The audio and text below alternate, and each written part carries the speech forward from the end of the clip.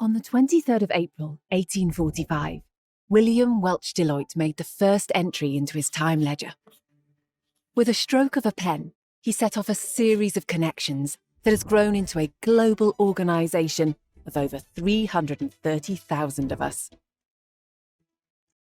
Before we begin, there are a couple of housekeeping rules I would like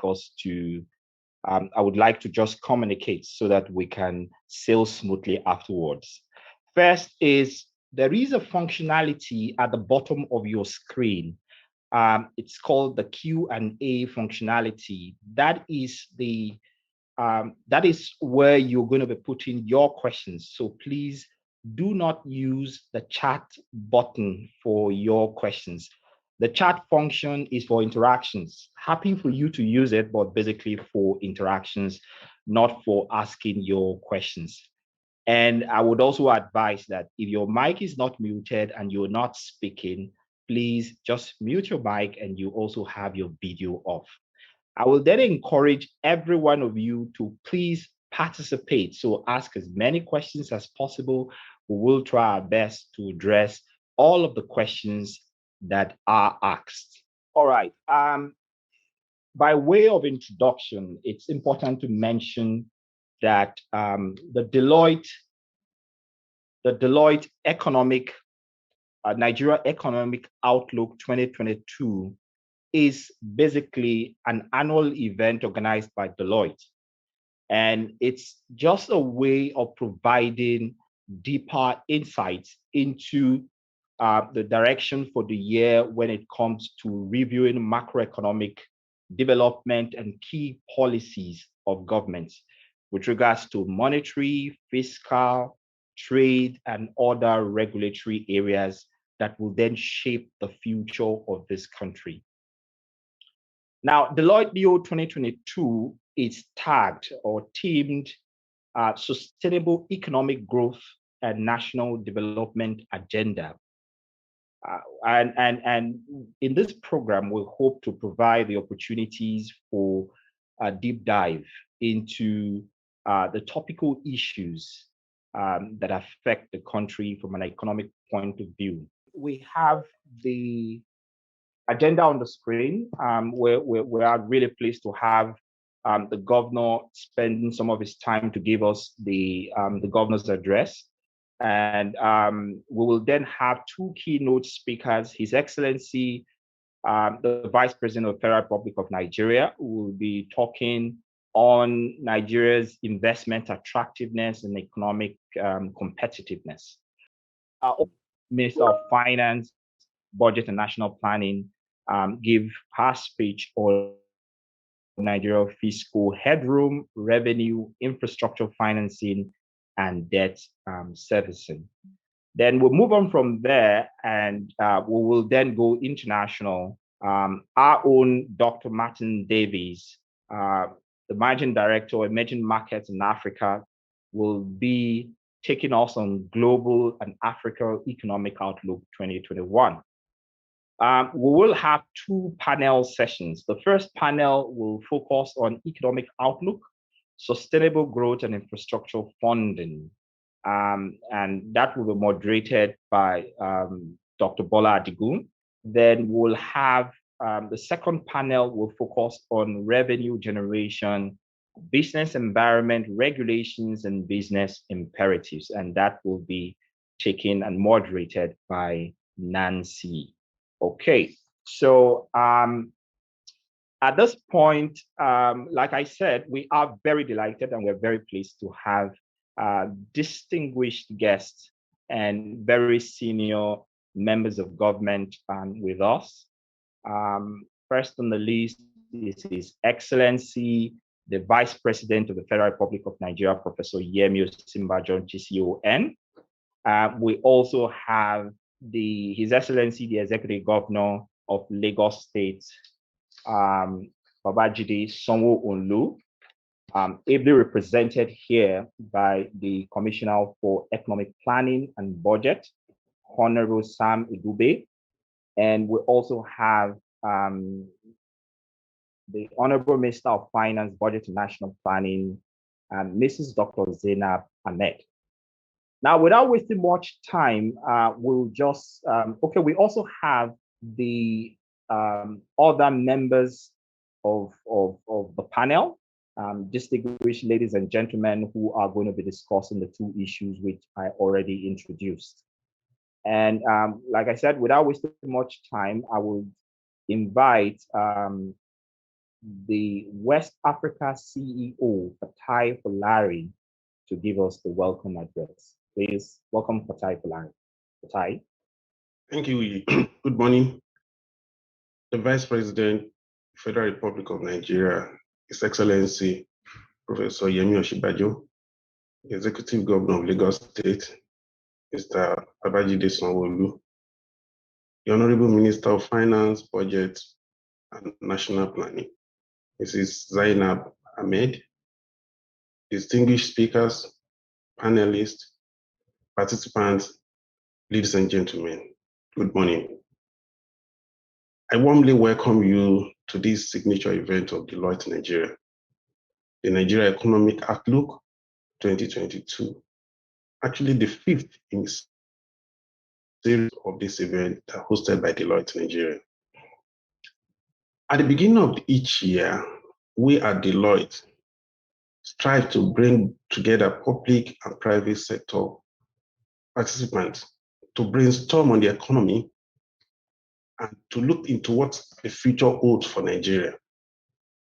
This is an attempt by our steps to contribute towards the growth of the Nigerian economy, and it's also one of efforts we make as we continue to contribute effectively in the pursuit of economic recovery and transformation for Nigeria.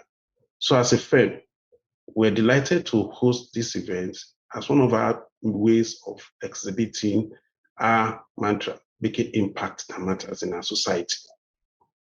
Without doubt, ladies and gentlemen, we all agree that 2022 has been is going to look better for everybody. The milestone year we target here in Deloitte. And our view is that most economy will continue to recover and continue to strive towards GDP growth and towards economic sustainability. You will remember Nigeria recently came out of the second effect of recession in the last 6 years. I mean, when you look at what we've achieved in this regard and the growth that we've experienced during the second and third quarters of 2021 in terms of GDP growth, we are excited that we're looking forward to believe that the fourth quarter will look good and Nigeria will continue to recover and rebound. We believe the impact of COVID-19 can continue to be improved upon. And as we look at the pandemic and the way you look at it all over the world, we're of the view that most economies that are struggling will continue to recover gradually. We will recall how the pandemic has affected supply chain, how the economy became fragile, policymakers struggling here and there to make sure that they deal with the effect of the pandemic. It's our belief at Deloitte that most economy will continue to recover. And as countries start to open up the environment, we'll continue to see more economic growth and investment flowing into Nigeria and all over the world. So it's our view that the economy will continue to recover in 2022. But coming back to Nigeria, it's quite instructive to also give the current administration a pat on the back for helping to pass the appropriation bill expeditiously, with the National Assembly working with the executive and the Mr. President has sent to the bill. That, in effect, gives an impression that Nigeria is ready for growth and accelerated economic development. Especially when you look at what we've done in recent times in passing this bill, the appropriation bill on time, we also need to give credit to the Federal Executive Council and the Minister of Budget and National Planning for sustaining this effort and also giving the National Assembly a pat at the back. We're of the view that this feat will continue to help Nigeria to plan and businesses will be able to grow effectively. As the budget is passed, it's our belief that Nigeria will also be able to implement the rollover of 2021 capital budget rollover, because we believe with that in place and the 2022 budget in place, the country is ready for growth. One of the other major achievements that Nigeria has experienced is also being able to pass the third in series, the Finance Act. That's actually a very distinctive achievement for the country because it helps to see where the direction of the Nigerian law in terms of economic development and sustainability is growing. And we also would like to thank the federal government for this and the Minister of National Planning, Budget and National Planning for achieving this. We would also like to point to the fact that the medium-term expenditure framework, the fiscal strategy papers, will also help to facilitate microeconomic growth and balance in the country, improve the activities and efficiency of business sectors as we tag along. The resources that the country have can be annexed with all these policies and that are in place. Today, our view is that Nigeria is on the path of recovery. At Deloitte, we have the view that the country is set for growth and the country should continue to grow along this line. Our view today and what do we intend to achieve is for us to listen to experts in the various fields, from monetary, fiscal, infrastructure, debt recovery, and business landscape, to just listen to people as to how they see Nigeria and how they see the country grow. Well, the view that today's session will be impactful and we'll be able to deliver more discourse amongst ourselves. As Deloitte, we're committed to continue to improve the outcome of the Nigerian economy, to continue to develop and continue to face complex issues as we go along. That's what we do for our clients, and we're of the view that government and public sectors are also geared to continue to develop in this direction. Mine is for an introductory session, and I'd like to believe that our speakers, panelists, and experts in the room will effectively contribute to the discourse today. I'd like to welcome you once again, and specifically to thank the Vice President, Professor Yemi Osinbajo, for joining us today, the Governor of Lagos State, and the Honorable Minister for joining us today. Distinguished speakers, panelists, dignitaries, we thank you today for joining our discourse, the Nigeria Economic Outlook, and we thank you so much for being part of it. Please accept our best wishes. Thank you very much. Thank you very much, Mr. Fatai Folarin, for that welcome address. And I also want to thank you, all attendees, for joining. We have quite a sizable number on the program right now. Next, we will be going to the next on the agenda, which is the goodwill message from the chair of Deloitte Africa Board. Hi everyone, my name is Delia Ndlovu. I am the chair of the Deloitte Africa. I am delighted to welcome you to this auspicious occasion hosted by our exceptionally talented team in West Africa. I have no doubt that you will have an awesome time as you engage on topical issues that are preoccupying leaders across the world. Because of the recalibration of risk in the pandemic era, it was impossible for me to be with you physically. However, I do know that our team, which is purpose-driven, is well positioned to help you to focus on topics that help you to elevate purpose as you navigate how to effortlessly implement sustainability strategies in your companies, as you deal with the volatility, uncertainty, as well as ambiguity that is brought by the pandemic era. I wish you all the best today as you have intense discussions and deliberations. Keep well. Thank you. Thank you very much, Delia Ndlovu, Chair, Africa Board. At this point, we will then move to the governor's address. And to take the governor's address is the Commissioner for Economic Planning and Budget, Honorable Sam Egube. Please join me to welcome Sam Egube.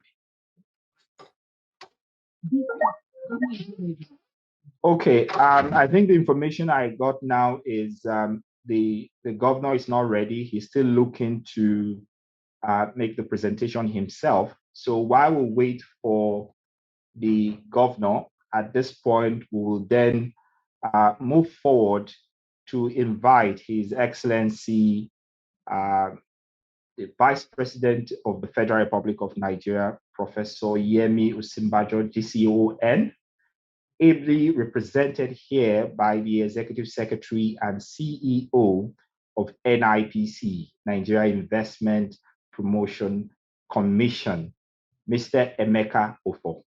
The Executive Governor of Lagos State, the Honorable Minister of Finance, Budget and National Plan, the West Africa Chief Executive Officer, Deloitte, distinguished participants, speakers, and panelists at this event. Good morning. Today, I'm wearing a very large hat. I have been asked to represent His Excellency, the Vice President of Nigeria, Professor Yemi Osinbajo. I only pray and hope to be able to do justice representing him. His Excellency, the Vice President, sends his warm regards to the team at Deloitte and all the participants at this year's edition of the Deloitte Nigeria Economic Outlook 2022. His Excellency is unable to personally attend in view of his earlier scheduled engagements for today. I have been asked to make a presentation on his behalf on the topic, Nigeria's investment attractiveness and economic competitiveness. In addressing this topic, I will look at the global economic outlook for 2022, review Africa's growth prospects, discuss Nigeria in context, and mention the initiatives by the federal government to improve Nigeria's investment effectiveness and economic development. And finally, I will look at what needs to be done to stimulate economic growth and wealth creation. Taking a look at the global economic outlook for 2022, we will all recall that in 2020, the world woke up to certain vulnerabilities occasioned by COVID as a result of reliance on a single production center. The pandemic created a lot of distortion across the globe, especially in the area of restrictions that it imposed, as well as its impact on the supply chains across the globe. And that ended up creating recession almost everywhere. In 2021, the economy across the globe began to show signs of recovery as the world began to adapt to what we now call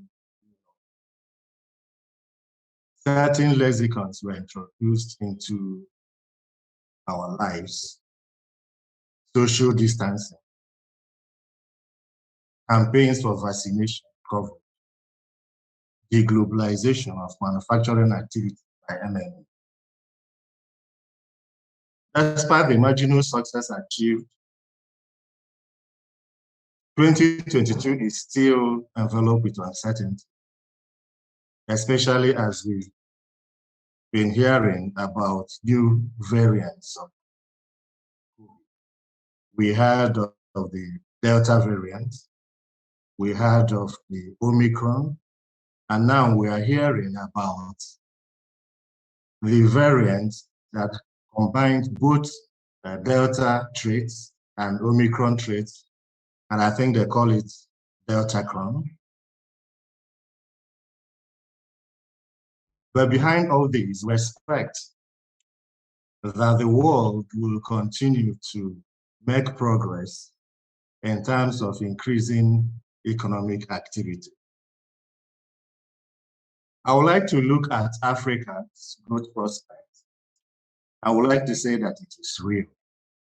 If you look at the slide, at the bottom right of the slide, you will see the number of economies growing faster than 5% in a year. Starting from 1988 to the year 2000, Sub-Saharan Africa had about 8 economies doing above 5% GDP growth.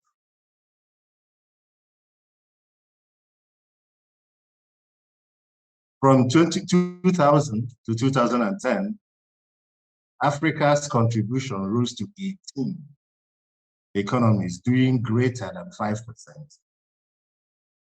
And then from 2011 to 2020, the number of economies in Africa that are growing at faster than 5% was if you look at the slide, you would see that no other economy matched Africa's growth. So amidst all the socioeconomic political challenges, Africa remains the driver of global. Over half of the world's fastest growing economies are on the continent.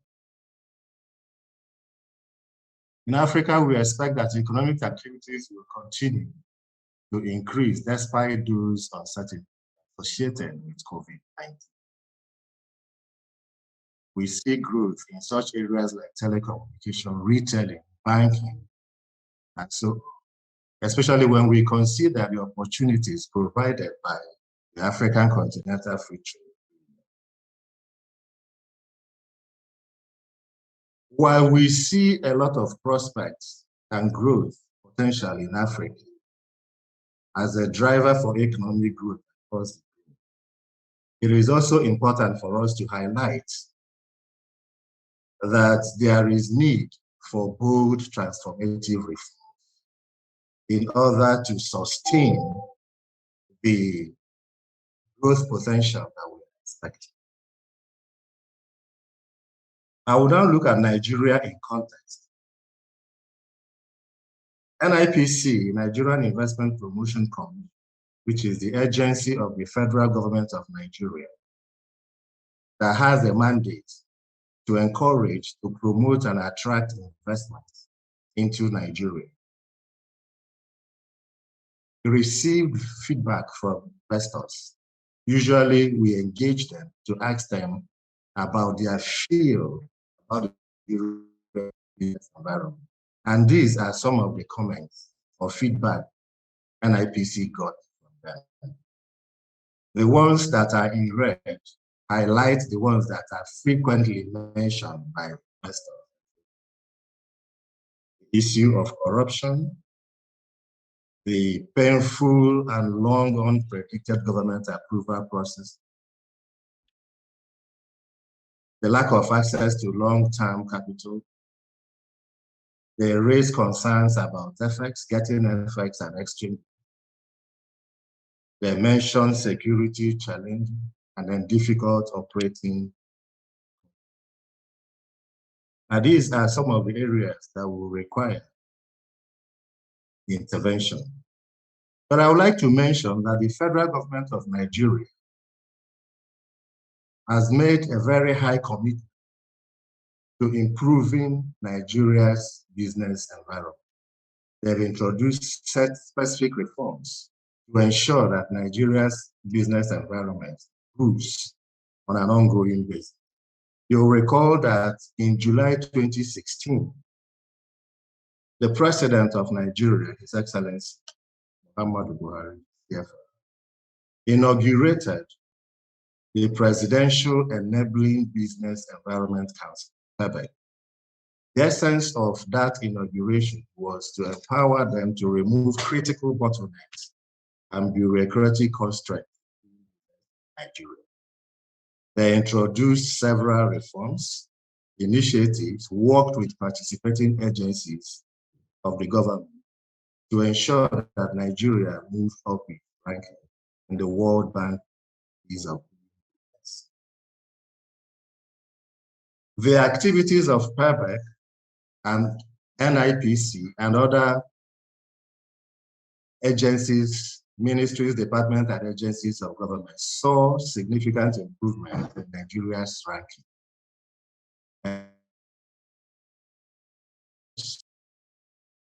And the World Bank has recognized Nigeria in their World Bank Doing Business Report 2020 as one of the most improved business investment environments. The federal government has also reenacted or enacted the CAMA 2020 with a view to changing investment landscape, making it easier to do business. The Finance Act of 2019 and the Finance Act of 2020 also provided further support to investors, especially MSMEs, by introducing reforms and streamlining certain processes of investment. The Finance Act of 2021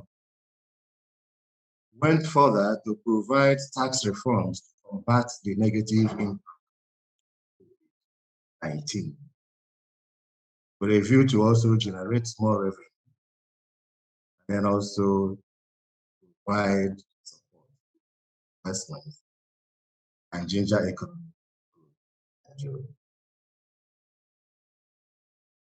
So amidst all the challenges that we have, Nigeria's fundamentals still remain strong. The economy is projected to grow at 2.5% in 2022 and 2.8% in 2020. We expect that the recovery and growth will be gradual, and as Nigeria continues to introduce reforms, we expect that the targets will be achieved and possible.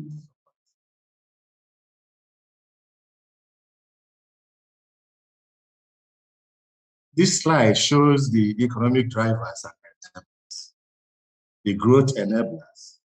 We believe that on the strength of the sectors that we have in Nigeria and the growth potential that they have, that agriculture, driver, trade, ICT, manufacturing, construction, mining, and real estate.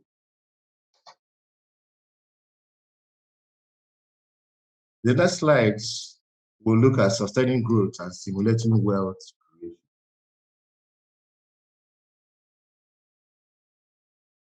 At the end of the ERGP, the federal government introduced a 12-month, 2.3 trillion transit plan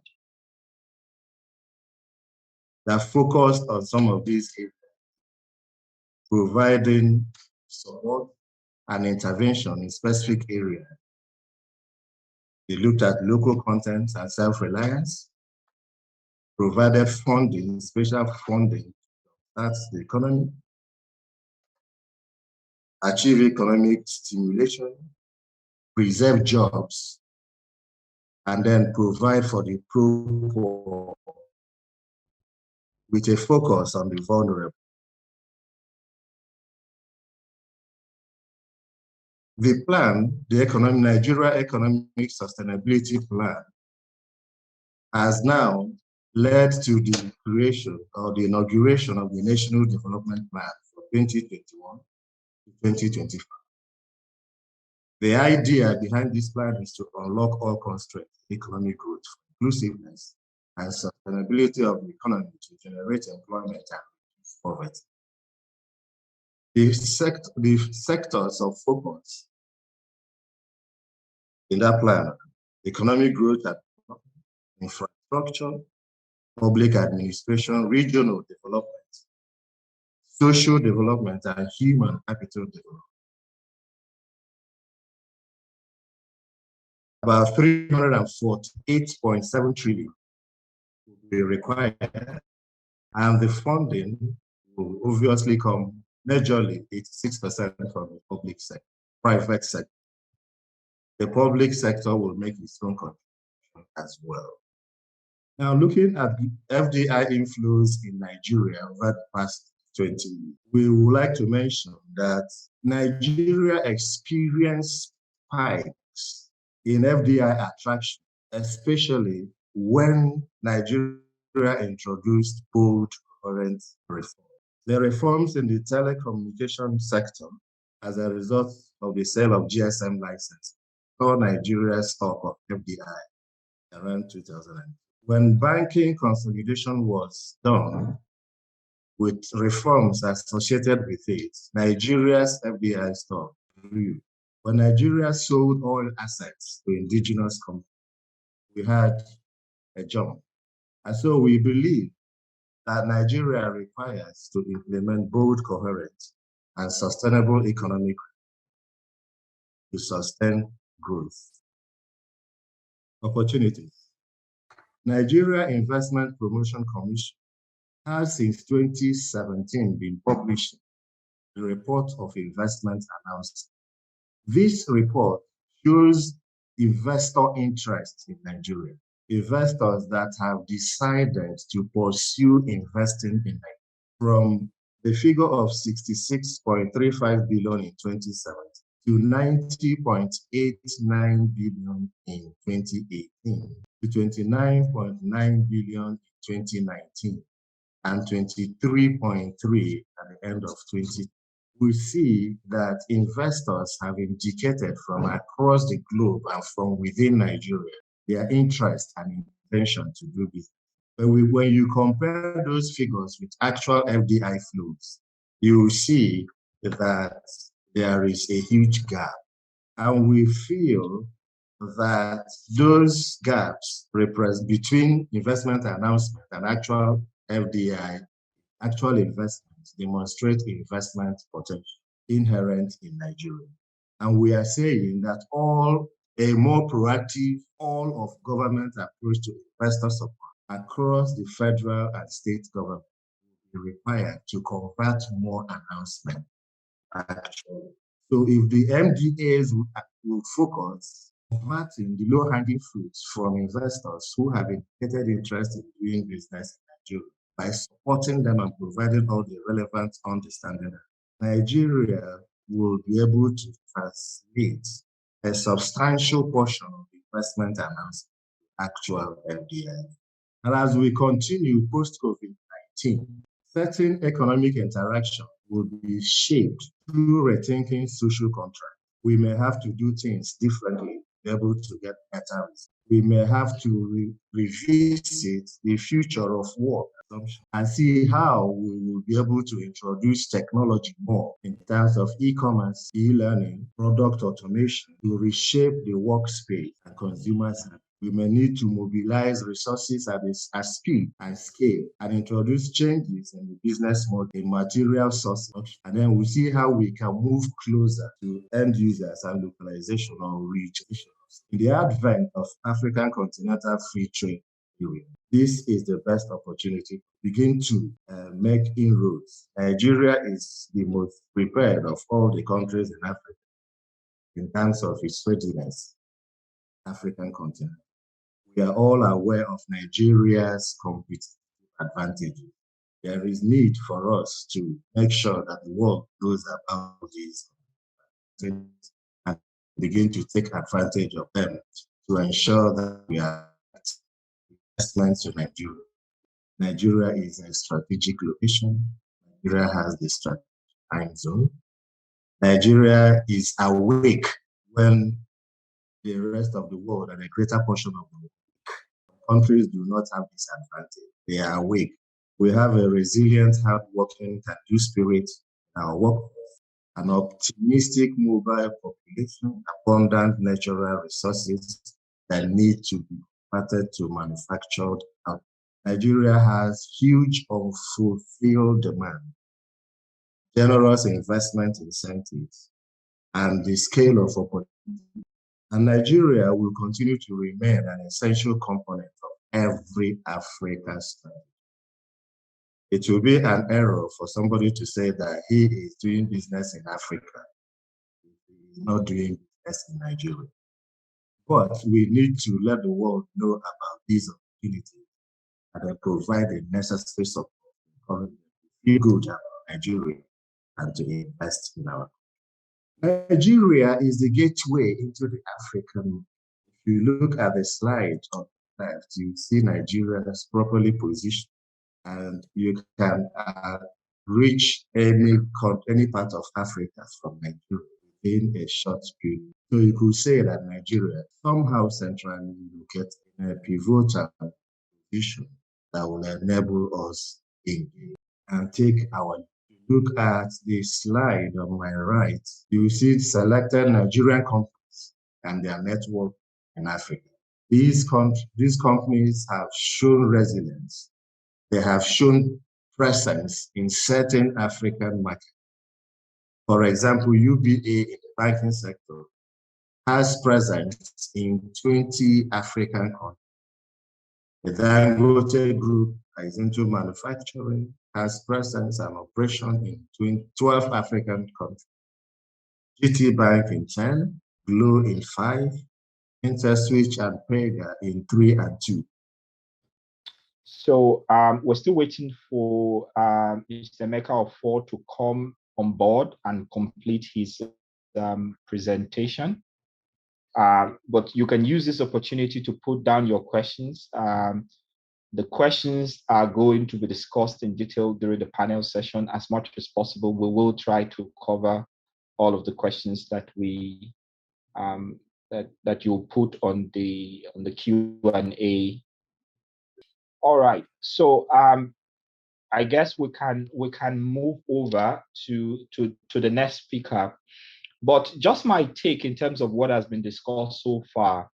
One of the things that I mean, it's one key area that kind of took my attention was around the FDI inflows. I'm sure that also was a big hit for a number of the attendees that saw the slide on the FDI inflows, especially around the investment, the investment announcement and the actual FDI inflow, the huge gap. Okay, so it really matters how we look at it, whether we're looking at a cup half empty or half full. So the question really is, to what extent are we maximizing the potential that we have as a country? So just food for thought. So you can please go ahead, put down your questions, and we'll discuss them later. At this point, we will then move to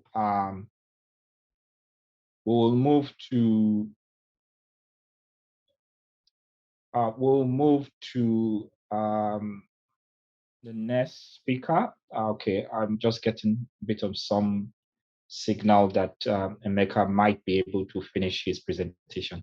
You're welcome back, sir. Good to have you back. I guess it was just a network. Can you hear me? Yes, I can hear you. Thank you very much. So please go ahead. So I will try to round up now by mentioning that the NIPC Act provides certain obligations and protection for investors, and that also the Nigerian Investment Promotion Commission has very material information that investors can use in order to assess investment opportunity and as well as conduct location benchmark. We have the Compendium of Investment Incentives in Nigeria that provides a compilation of all the investment incentives at extant law. Sector reports are also available. We also launched a book that tries to capture the competitiveness and comparative advantage of each state. There will be 36 states of Nigeria and Abuja. We have the investment guide, an online guide to doing Nigeria. I would like to mention that challenges in Nigeria should be seen as opportunities to attract more investment. In line with the government's e-facility, e-government initiative, we have also launched the single window investors portal, which will enable, especially the EOC, which will enable investors to interact, receive some of the services available in NIPC. And we mentioned that there is need for Nigeria to reform its business investment to attract what we call REIPs investment. For us, the REIPs investment refers to responsible and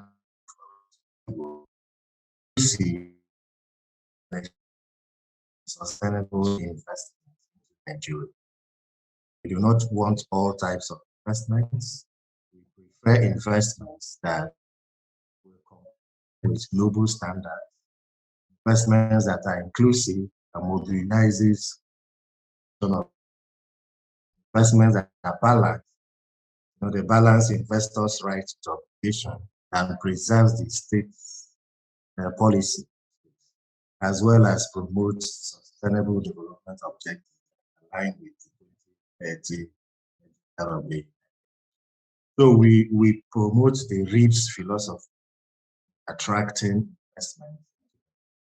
investments that are responsible, investments that are inclusive, investments that are balanced, and investments that are sustainable. Try to balance investors' rights, obligations.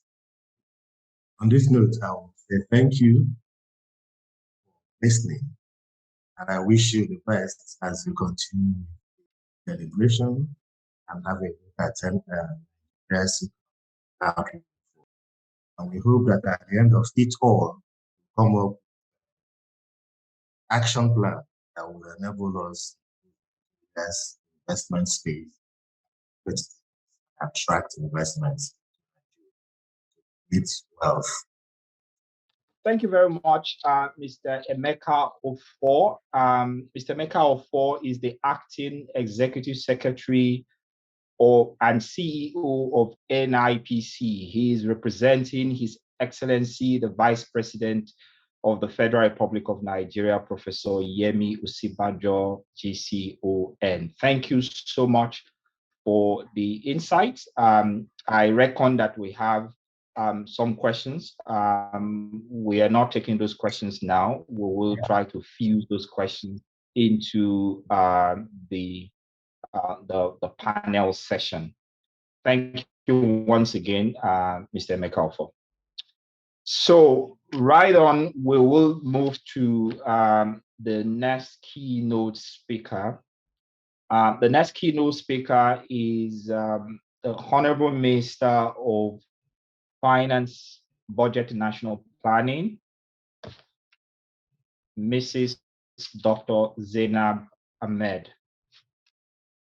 A great pleasure to be here today to deliver my thoughts on the topic, Nigeria's fiscal headroom, revenue mobilization, infrastructure financing, and debt service.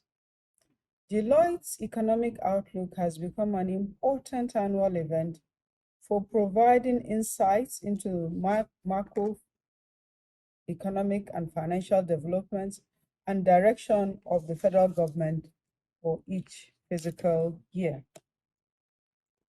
Last year, I was also invited for a similar event. I must commend the management and the team of Deloitte for your consistency in organizing and hosting this event, as well as for providing this veritable platform for information sharing, enlightenment, and discourse on the economy. I'm also grateful to Deloitte for inviting me again, this time to address you, just like you did last year. My keynote address last year was on Nigeria's Economic Recovery Plan for 2021, where I shared with the forum our administration's diagnosis of the challenge that the Nigerian economy was facing in 2020. In my presentation, I also highlighted the administration's plan and policy responses to address the economic challenges brought about by the COVID-19 pandemic. Since that time, in February 2021, we have made some significant progress in steering the economy towards a sustainable, robust, inclusive growth path. As a result of our policies, programs, and actions, the country has so far recorded 4 consecutive successive quarters of growth since the recovery commenced in the 4th quarter of 2020. The non-oil sector has continued to show significant resilience, with sectors such as trade, information, communications, finance, and insurance, also manufacturing, agriculture, among others, sustaining their recovery and growth paths. Overall, the non-oil sector grew by 5.44% in the 3rd quarter of 2021. To sustain this growth requires significant spending on key growth-enhancing infrastructure and also on the infrastructure sector. It is on this note we recently passed the 2022 budget of 17.13 trillion, which was prepared in line with the strategic policies contained in the 2022 to 2024 medium-term expenditure framework, as well as the fiscal strategy paper. The 2022 budget seeks to further consolidate on the stellar performance of growth in the Nigerian economy, which we have recorded so far through massive spending on human and infrastructure development. This is also the first budget developed in line with the new National Medium-Term Development Plan 2021 to 2025. The new National Medium-Term Development Plan 2021 to 2025 is a medium-term blueprint which is designed to unlock the country's potentials in all sectors of the economy. This new National Development Plan aims to generate 21 million full-time jobs and lift 35 million people out of poverty by the year 2025. This will be achieved through public-private partnerships and private sector-led economic growth. Consequently, the attainment of the objectives of the plan will require an investment commitment of up to 348.1 trillion naira, with 49.7 trillion or 14.3% expected from the public sector, while 298.3 trillion or 85.7% expected from the private sector. The plan also builds on the achievements and lessons learned during the implementation of the Economic Recovery and Growth Plan, the ERG. In the meantime, the projected aggregate revenue available for government revenue is expected to come from all related sources, and that is including crude oil sales, NLNG dividend receipts, and a few others, while 65% is to be earned from non-oil sources, including company income tax, value-added tax, customs duties, as well as independent revenue. Meanwhile, the aggregate capital expenditure in the 2022 budget is put at 5.96 trillion, representing nearly 35% of the total expenditure. This provision is inclusive of capital component of the statutory transfers and also government-owned enterprises capital expenditure, as well as project-tied loan expenditures. We are also prioritizing spending on infrastructure and human capital development as a catalyst for rapid economic development. In 2022, we plan on spending about 1.42 trillion on infrastructure and 2.11 trillion on human capital development, and specifically on education and health. With respect to infrastructure, we also have the Road Infrastructure Tax Credit Scheme, the RITCS, which was launched in 2019 to leverage private sector capital and expertise to construct, repair, and maintain critical road infrastructure in key economic corridors, as well as industrial clusters across the country. The scheme is designed to reduce the burden of funding significant capital outlays on road projects by the federal government. Essentially, the RITCS utilizes tax expenditures by way of tax credits to finance construction of critical roads and bridges through an innovative PPP mechanism that incentivizes private sector participation. Since inception, Mr. President has approved a total of 33 road projects totaling 1,564.95 kilometers being undertaken in 19 states across the 6 geopolitical zones of the country. Construction has started on some of these roads undertaken by corporate investors, and some of them are actually nearing completion. The overall size of the deficit of the 2022 budget is 6.39 trillion, and this represents 3.46% of the Nigerian GDP. Our plan is to finance this deficit mainly through borrowings from domestic, foreign, multilateral, and sources, as well as exploring other funding options such as privatization proceeds, and this include also drawdown of existing loans. At this point, I would like to say we do not have a debt sustainability problem. As we are all aware, the pandemic affected oil and non-oil revenue sources, and we have had to borrow to cover up very significant revenue, contributed significantly to the growth in our public debt. It is unlikely that our recovery from the last 2 recessions, especially the one in 2020, will have been as fast as it has been without the sustained government expenditure funded partly by debt. As at September 2021, our debt to GDP ratio stood at 20%. And this, again, is the lowest amongst African leading economies. It accentuates the fact that what we have is not a classic debt sustainability problem, but a revenue challenge, a very significant revenue challenge.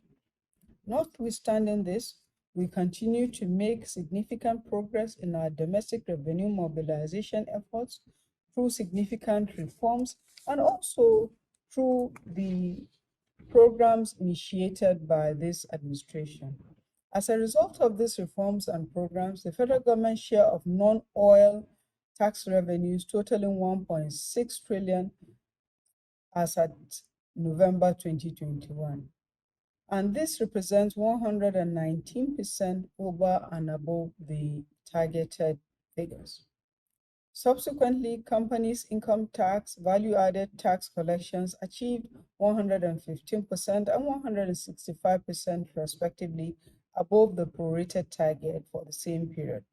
Customs collection also attained 118.8% in the same reporting period. Our other revenues totaling 2.8 trillion, including independent revenue of 1.1 trillion, while government-owned enterprise revenue target as at November 2021. One of the programs we introduced to enhance domestic revenue mobilization is the Strategic Revenue Growth Initiative, the SRGI, which was launched in 2019.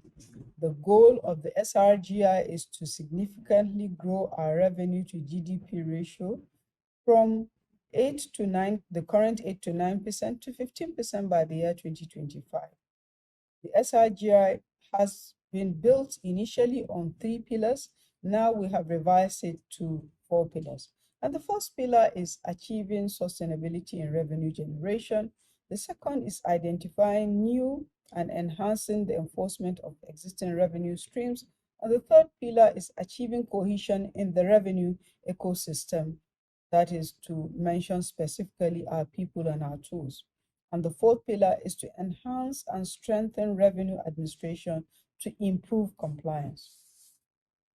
With the SRGI, we continue to improve tax administration frameworks, including tax filing, and payment compliance improvements.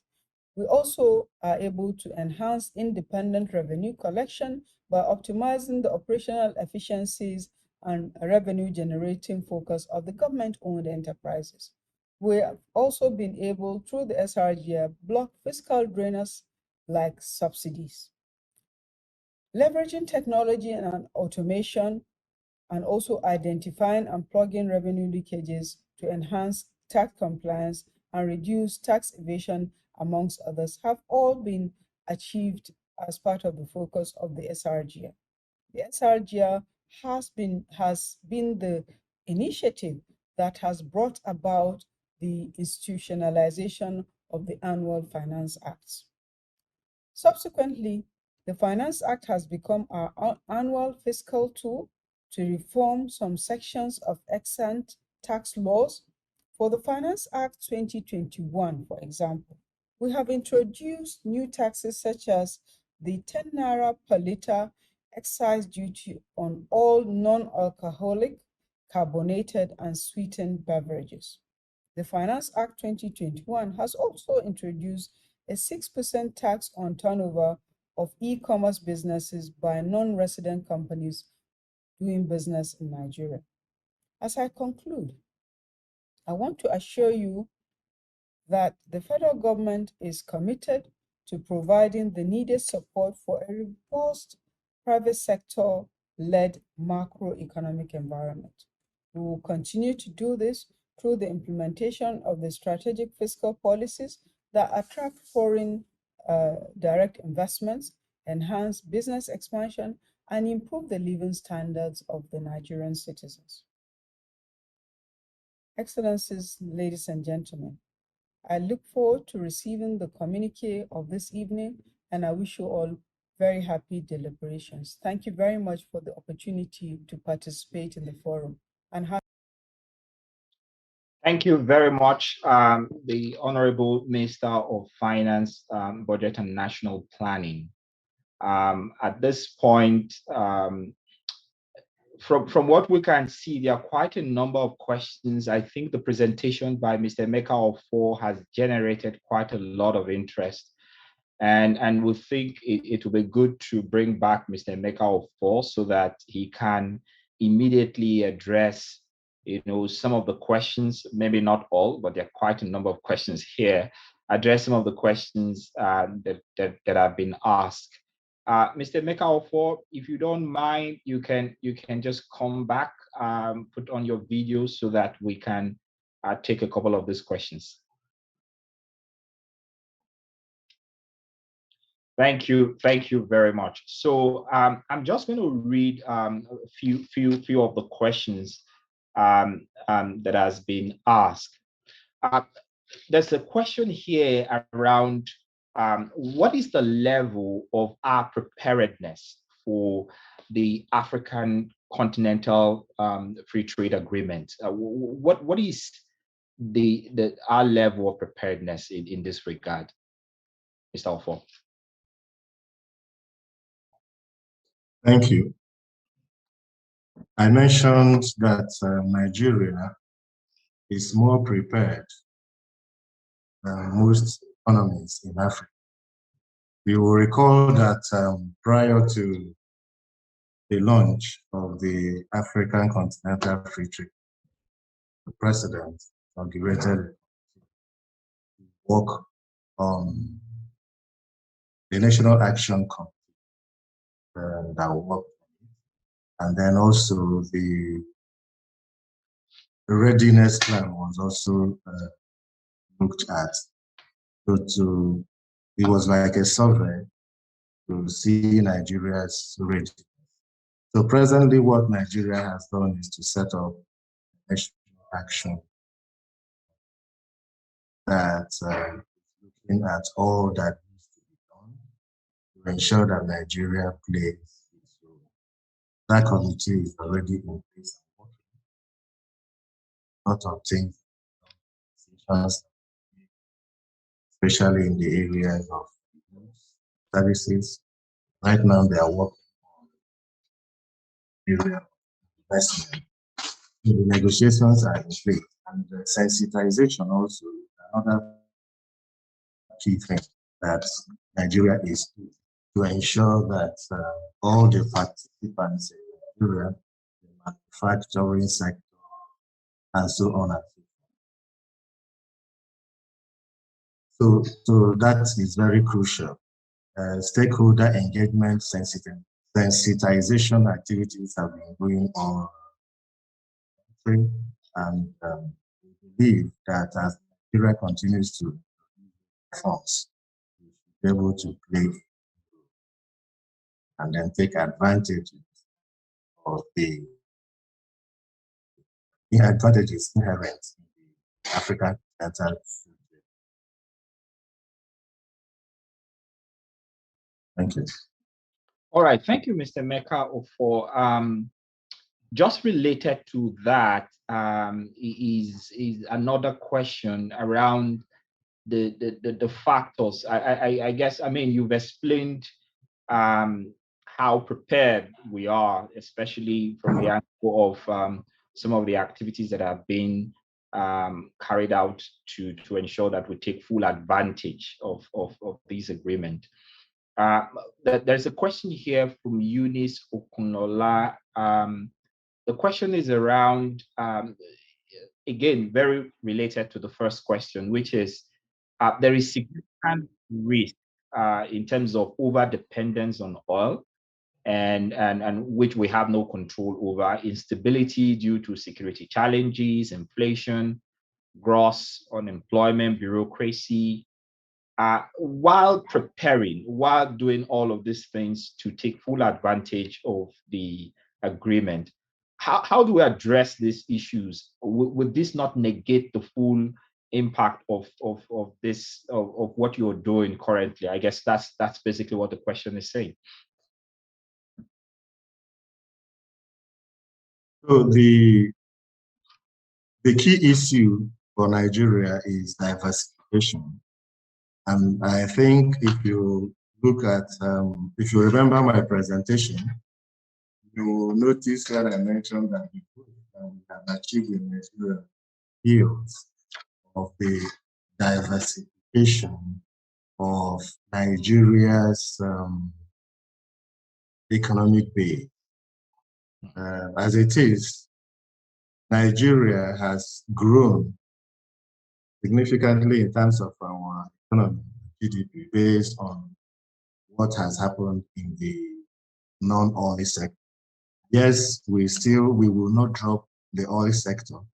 We will develop other aspects of the oil sector like gas, and so it still remains a crucial part of Nigeria's economy. But the position right now is to promote more of the activity in the non-oil sector. So the Nigerian Investment Promotion Committee is also, when we review some of these activities, we ensure that we advise government on measures to be taken to improve some of these. And also, let me also mention that the advent of the African Continental Free Trade Area is also helping Nigeria to build on a competitiveness. Nigeria, I mentioned in my presentation that Nigeria, if you are doing business in Africa and you're not in Nigeria, then it looks as if you have not entered Africa. It's not a bragging right for Nigeria. It's actually a call for Nigeria to take leadership. It's not as if we are going to relax because we are the giant of Africa. We need to show in every aspect of doing business that we are the giant of Africa. The African Continental Free Trade Area is also helping Nigeria to build competitiveness by developing cross-border. So when we key into all these, we will be able to even diversify the economy further and ensure that investments come to Africa, to Nigeria, not by right, but because we have been able to put in place strategies, reforms, and initiatives make investors feel good about it and invest in it. We have all it takes to attract those investments. We just need to reforms here.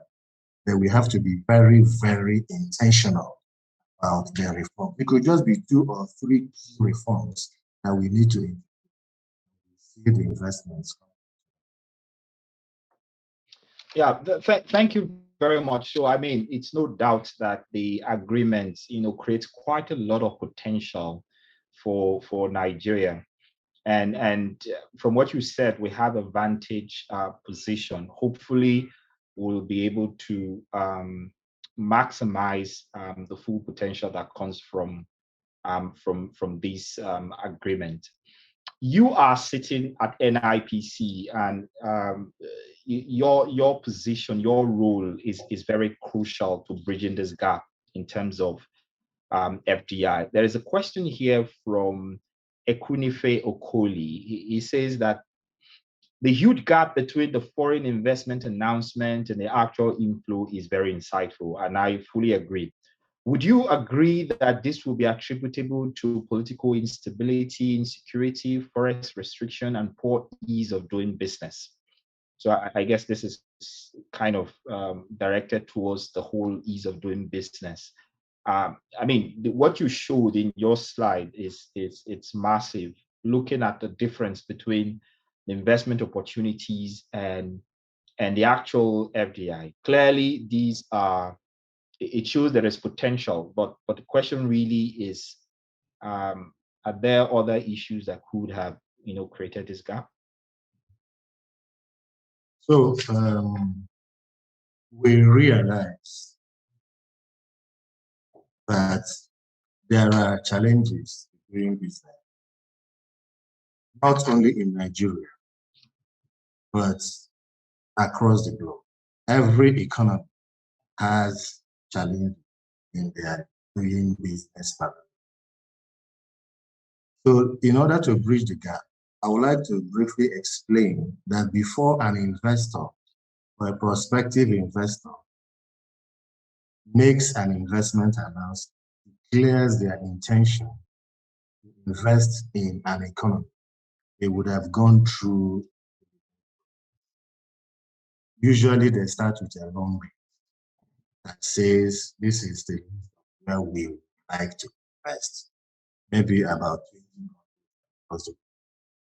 And then they will begin to ask questions, make inquiries, conduct surveys, contact their consultants, and then they reduce the list to maybe 5, not least. They looked at the macroeconomic and all the indicators that they are invested in, look at the profit, access to raw materials, government policy, and then they arrive at a short list and then begin to work on those short to be able to make and say, having gone through everything, they've done some visitations to the country, prospect country, and they decide that they want to invest in Nigeria. At that point in time, they have looked at all the challenges, they have looked at all the issues that may hinder them or frustrate them in doing business in education.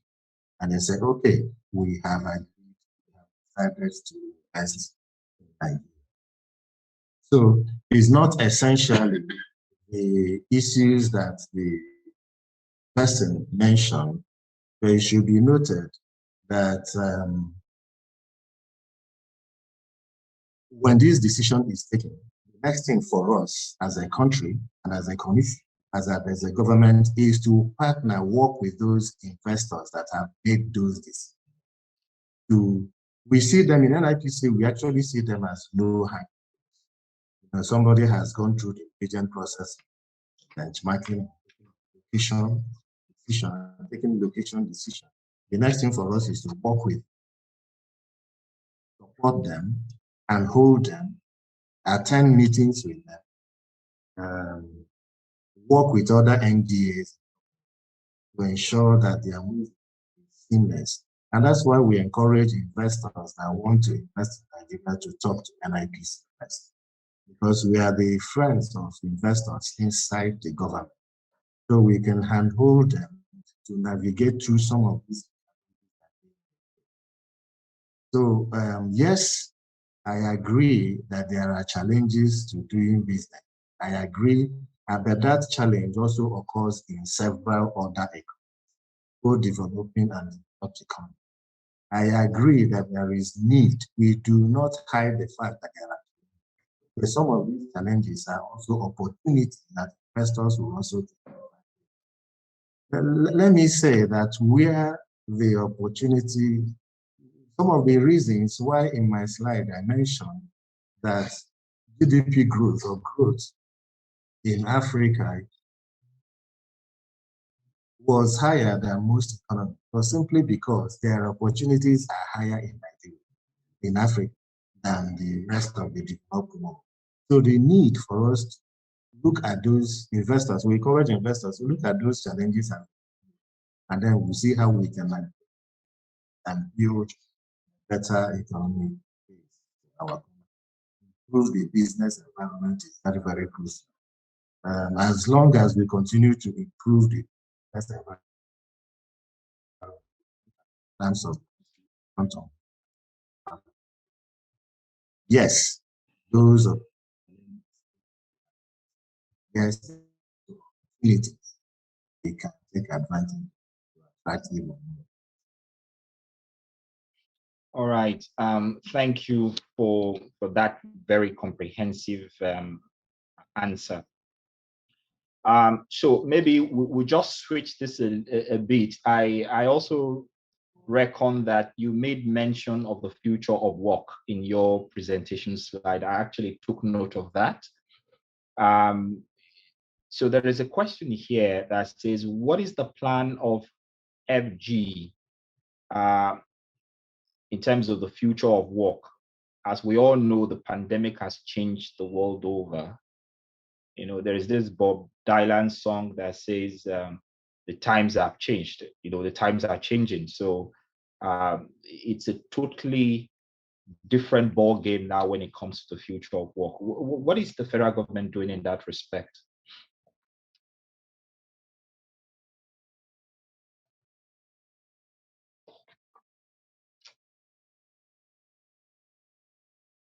I think you're muted. I can't hear you. Yeah, I can't hear you. Please, if you can just repeat, please. Sorry. Yeah. I agree with the person that asked it at times and times will continue. Yeah. And our response also change and that reality. One of the things that needs to be done is, you'll recall that the federal government has an e-government. And so when COVID hit, it was not too difficult for us to adapt to working from home, because certain things have, like the single investor spot, access some of the services. So another point there is the issue of diversification, and that we mentioned about. As we continue to diversify our response to the realities of, you also see that during COVID, for example, and up till now, a lot of traction recorded in terms of activities or economic activities that have one thing to do with technology. Now, what that means for us, and for indeed everybody operating in today's economy, is the need to see how you can adapt your work schedule. Technology. Technology has a way of helping us to bypass some of the challenges. IPC, for example, has been planning what we call the direct investors, a focus on the tech-enabled ecosystem. That focus tries to ensure how investors can come into space, how these investors can diversify their operations. And we're beginning to see a lot of traction in that area. You'll recall that recently the Africa Investment Report was released, that report that Nigeria has attracted a lot of funds or capital into the tech-enabled like fintech, e-learning, agro-tech, health tech, and so on. The capital received by Nigeria higher than any other. And so that shows what is being done. And the next thing is vaccination, right? Improving the health sector and ensure that the people, that the workforce, that they are healthy and that they are ready and protected as they do. All right. Thank you very much for that answer. I mean, I cannot agree less with you. Preeminent management consultant Peter Drucker once said that it is people that build the economy, not capital, not raw material. So I fully agree with you in terms of the role that people play in economic development. So thank you very much, Mr. Meka, for with the very many questions we still have unanswered. We're pleading with you to join the panel. So hopefully we'll have that opportunity to also take more of those questions during the panel session. So we will now move to the next keynote speaker. We have Dr. Martyn Davies, who is the Managing Director, Emerging Markets and Africa, Deloitte. He will be taking us on global and Africa economic outlook. Dr. Martyn. Yes, good day. Thank you very much, and it's fantastic to be joining you. Unfortunately, I'm not there in present. I'm in South Africa, Johannesburg today. So I've been asked to talk about some key themes around the global outlook. I won't talk too much, of course, about Nigeria because all the experts are there with you and already in the room. So for the next 20 minutes or so, I'll just be setting out some key themes that I see are quite pertinent globally, and of course will have an impact, a knock-on impact, both negative and positive, for us in this part of the world in Africa. I'll touch very briefly on Nigeria at the end, just to hopefully complement what's already been said, and of course mention the all-important thing called the oil price as well in the process. I hope you can all see my screen. If you can't, please let me know, but hopefully it will be all right. So, if I think back, if we go back, it's 2 years now since the COVID-19 epidemic/pandemic started to have dramatic impacts and damage to GDP. If we think back 2 years ago, maybe less than 2 years ago, 18 months ago, we were talking, and I think I even spoke to some friends in Nigeria at the time around, there was a big debate as to what letter of the alphabet will the economic recovery mimic, if you remember those conversations. And we were talking about V-shaped recoveries. Now, if you're on Wall Street or in the markets, of course, a Fed stimulus drove a very rapid V-shaped recovery in all things equities and markets.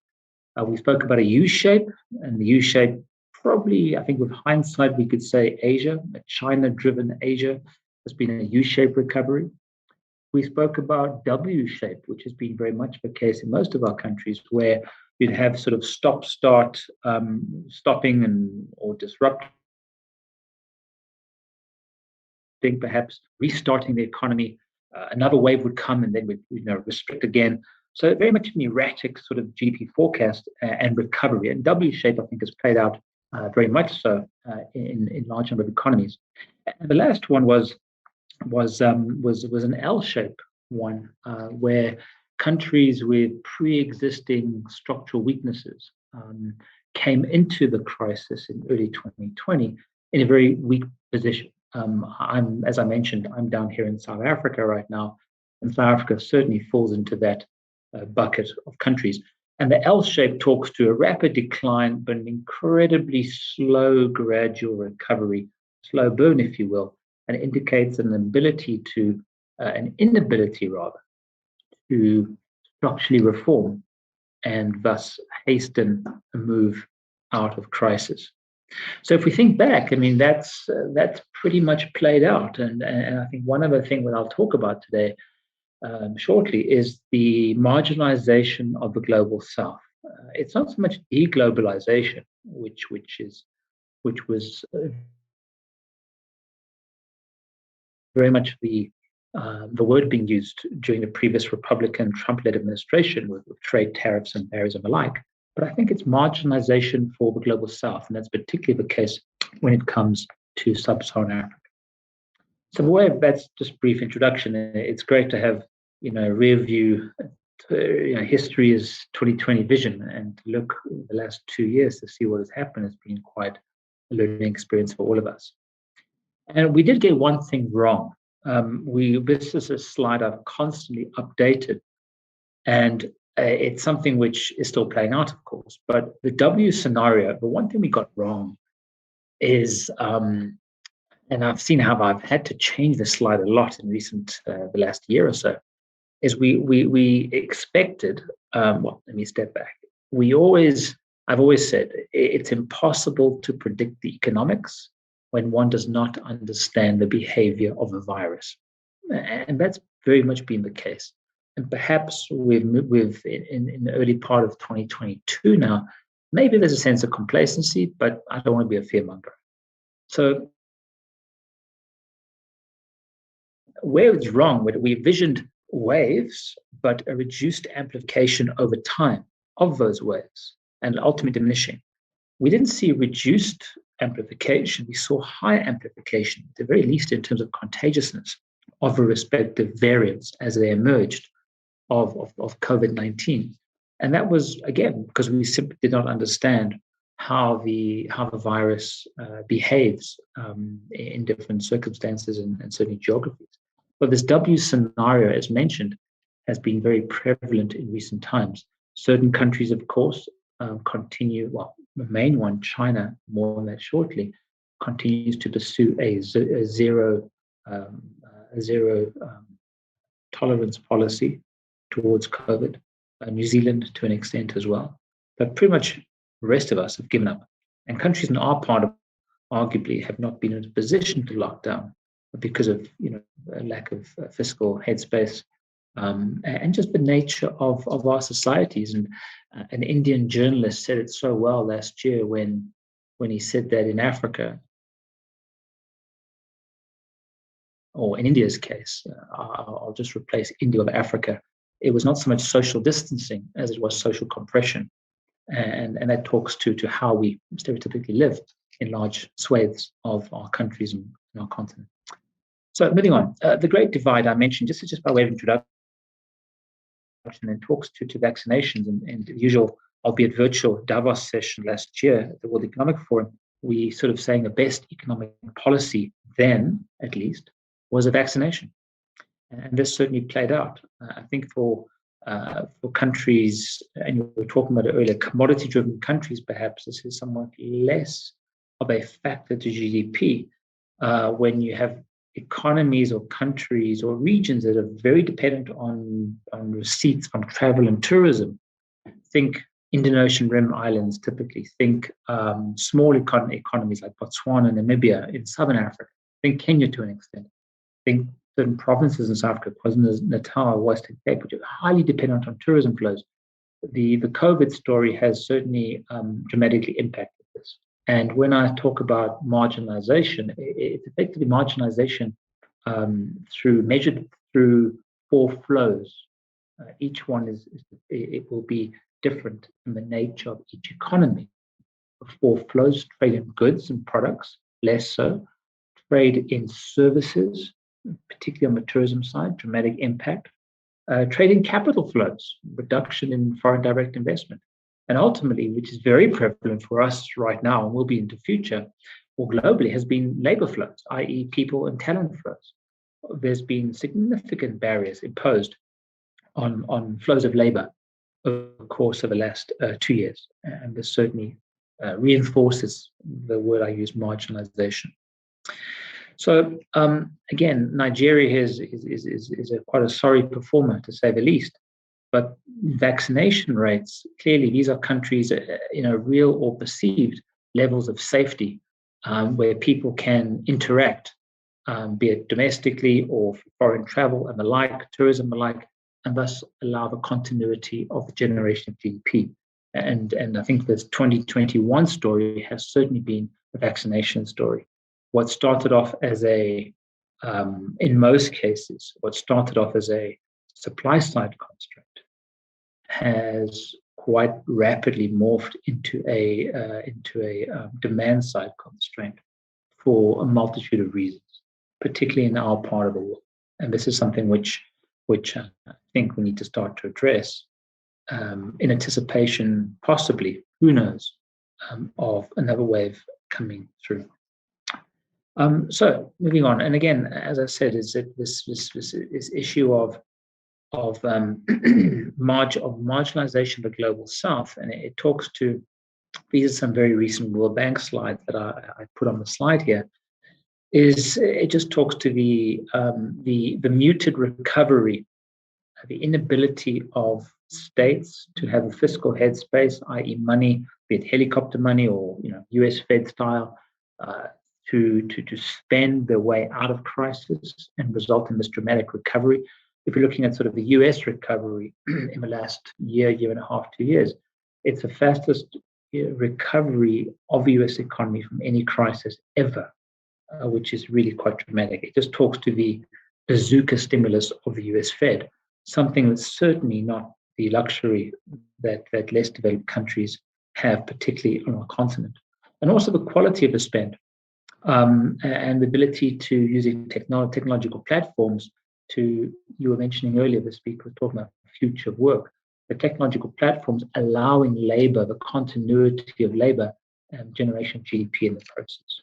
So this is the issue that really sort of concerns me long term, is the economic scarring effect of damage to GDP that's come about through lockdowns, and most importantly, the marginalization, cutting off, albeit temporarily, from these four flows that I mentioned, again, depending on which economy we're talking about here. So I just put down 6 very generic themes for 2022, and recognition certainly to Rashia Sharma, who I read in the Financial Times a few weeks ago, which I found quite fascinating.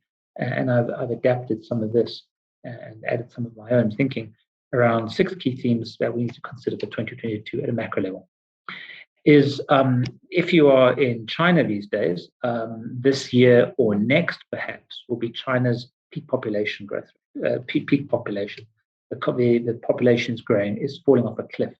And we've always said that will China become rich before it becomes old? This was a debate that maybe a decade old, or been having had for a decade. But the answer is no. China will become old before it becomes rich on a per capita basis. And that effectively is what's happening. Now we see globally the decline in population, and this has been also exacerbated by the COVID situation the last 2 years. But Africa is the exception. I'm deeply skeptical of this phrase, which has been arguably hijacked by an FMCG agenda in the last 10 years or so, is this phrase demographic dividend. I don't believe that development, embedded development, i.e.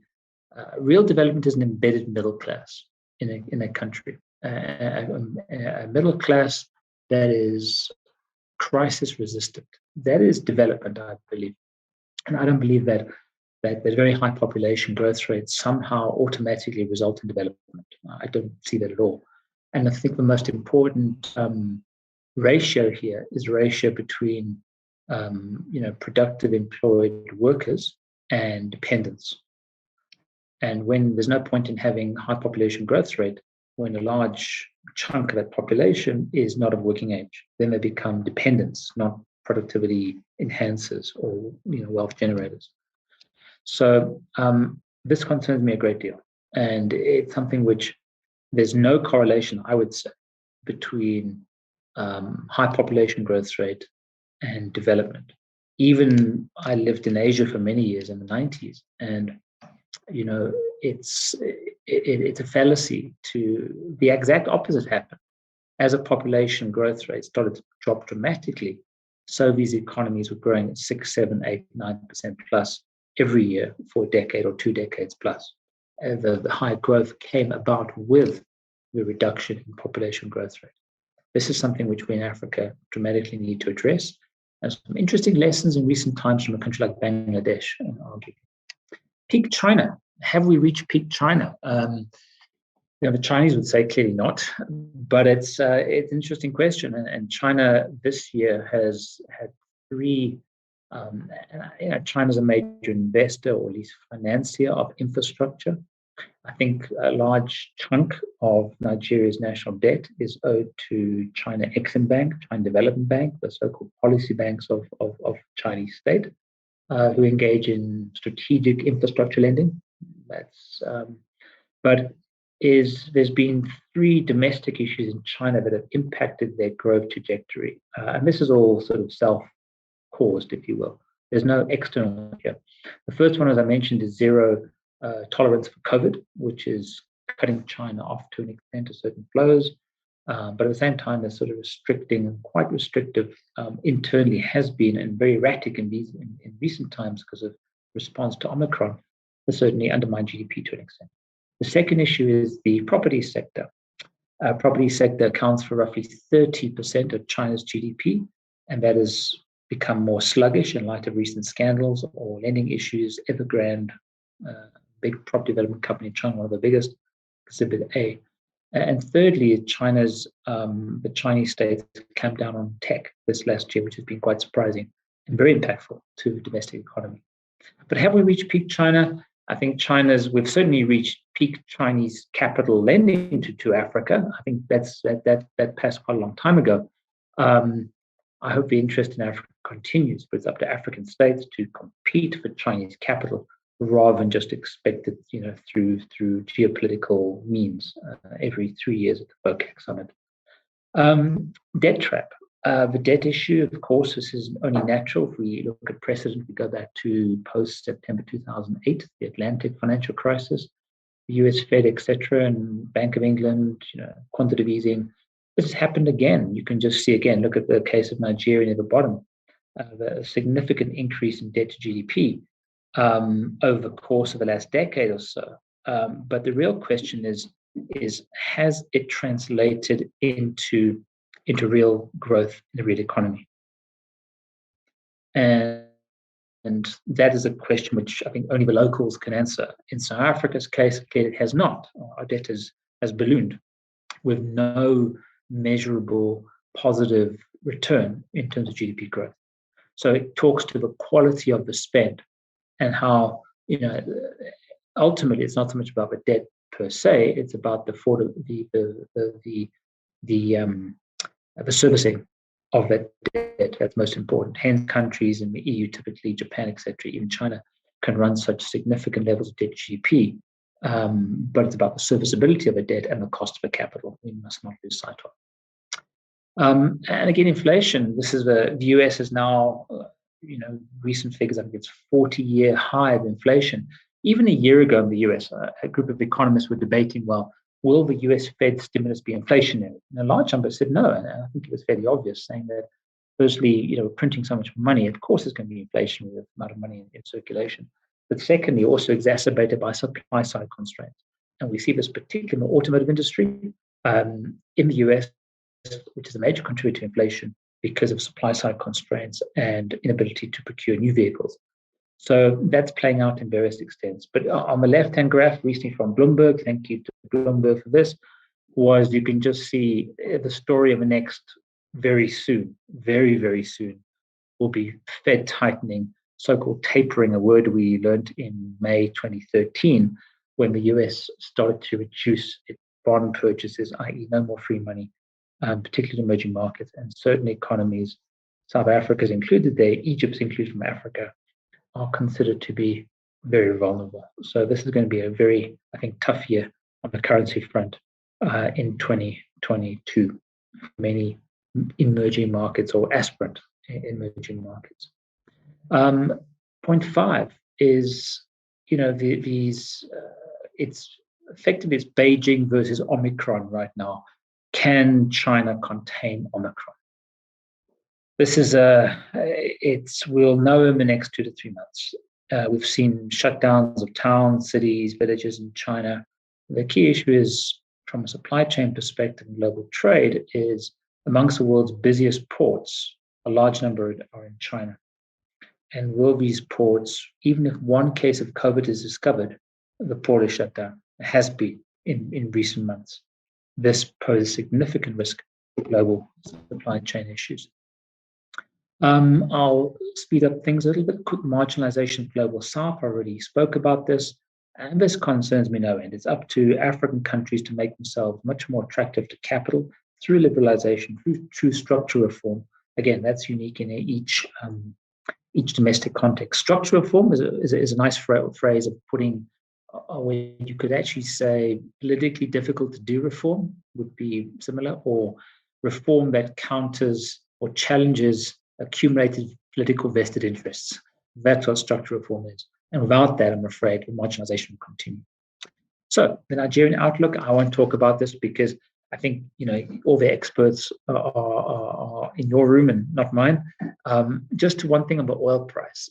I'm going to think back in terms of recent history. Oil price rebounded dramatically post-September 2008 on the back of the US Fed, massive stimulus, enormous amount of speculation in oil price. It was less demand-driven as it was speculation-driven.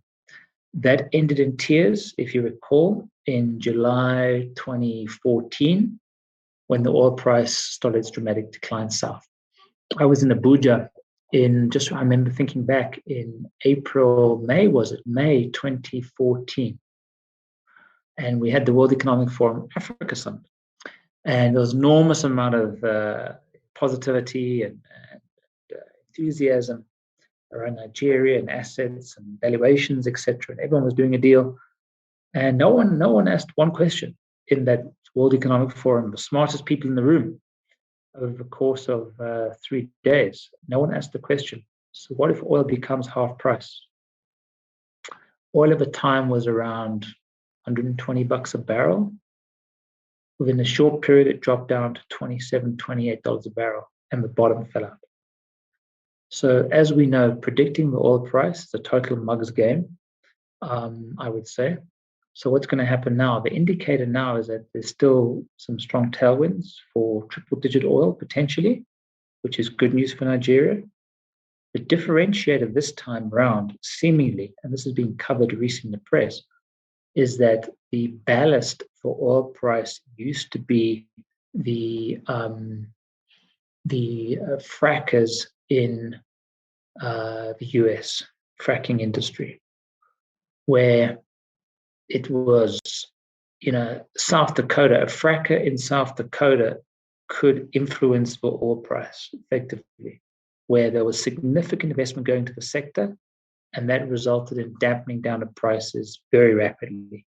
Seemingly now in the fracking industry is the profits are no longer being invested into new infrastructure or new wells, new operations. They're being taken off the table and putting it back into the pockets of shareholders and financiers.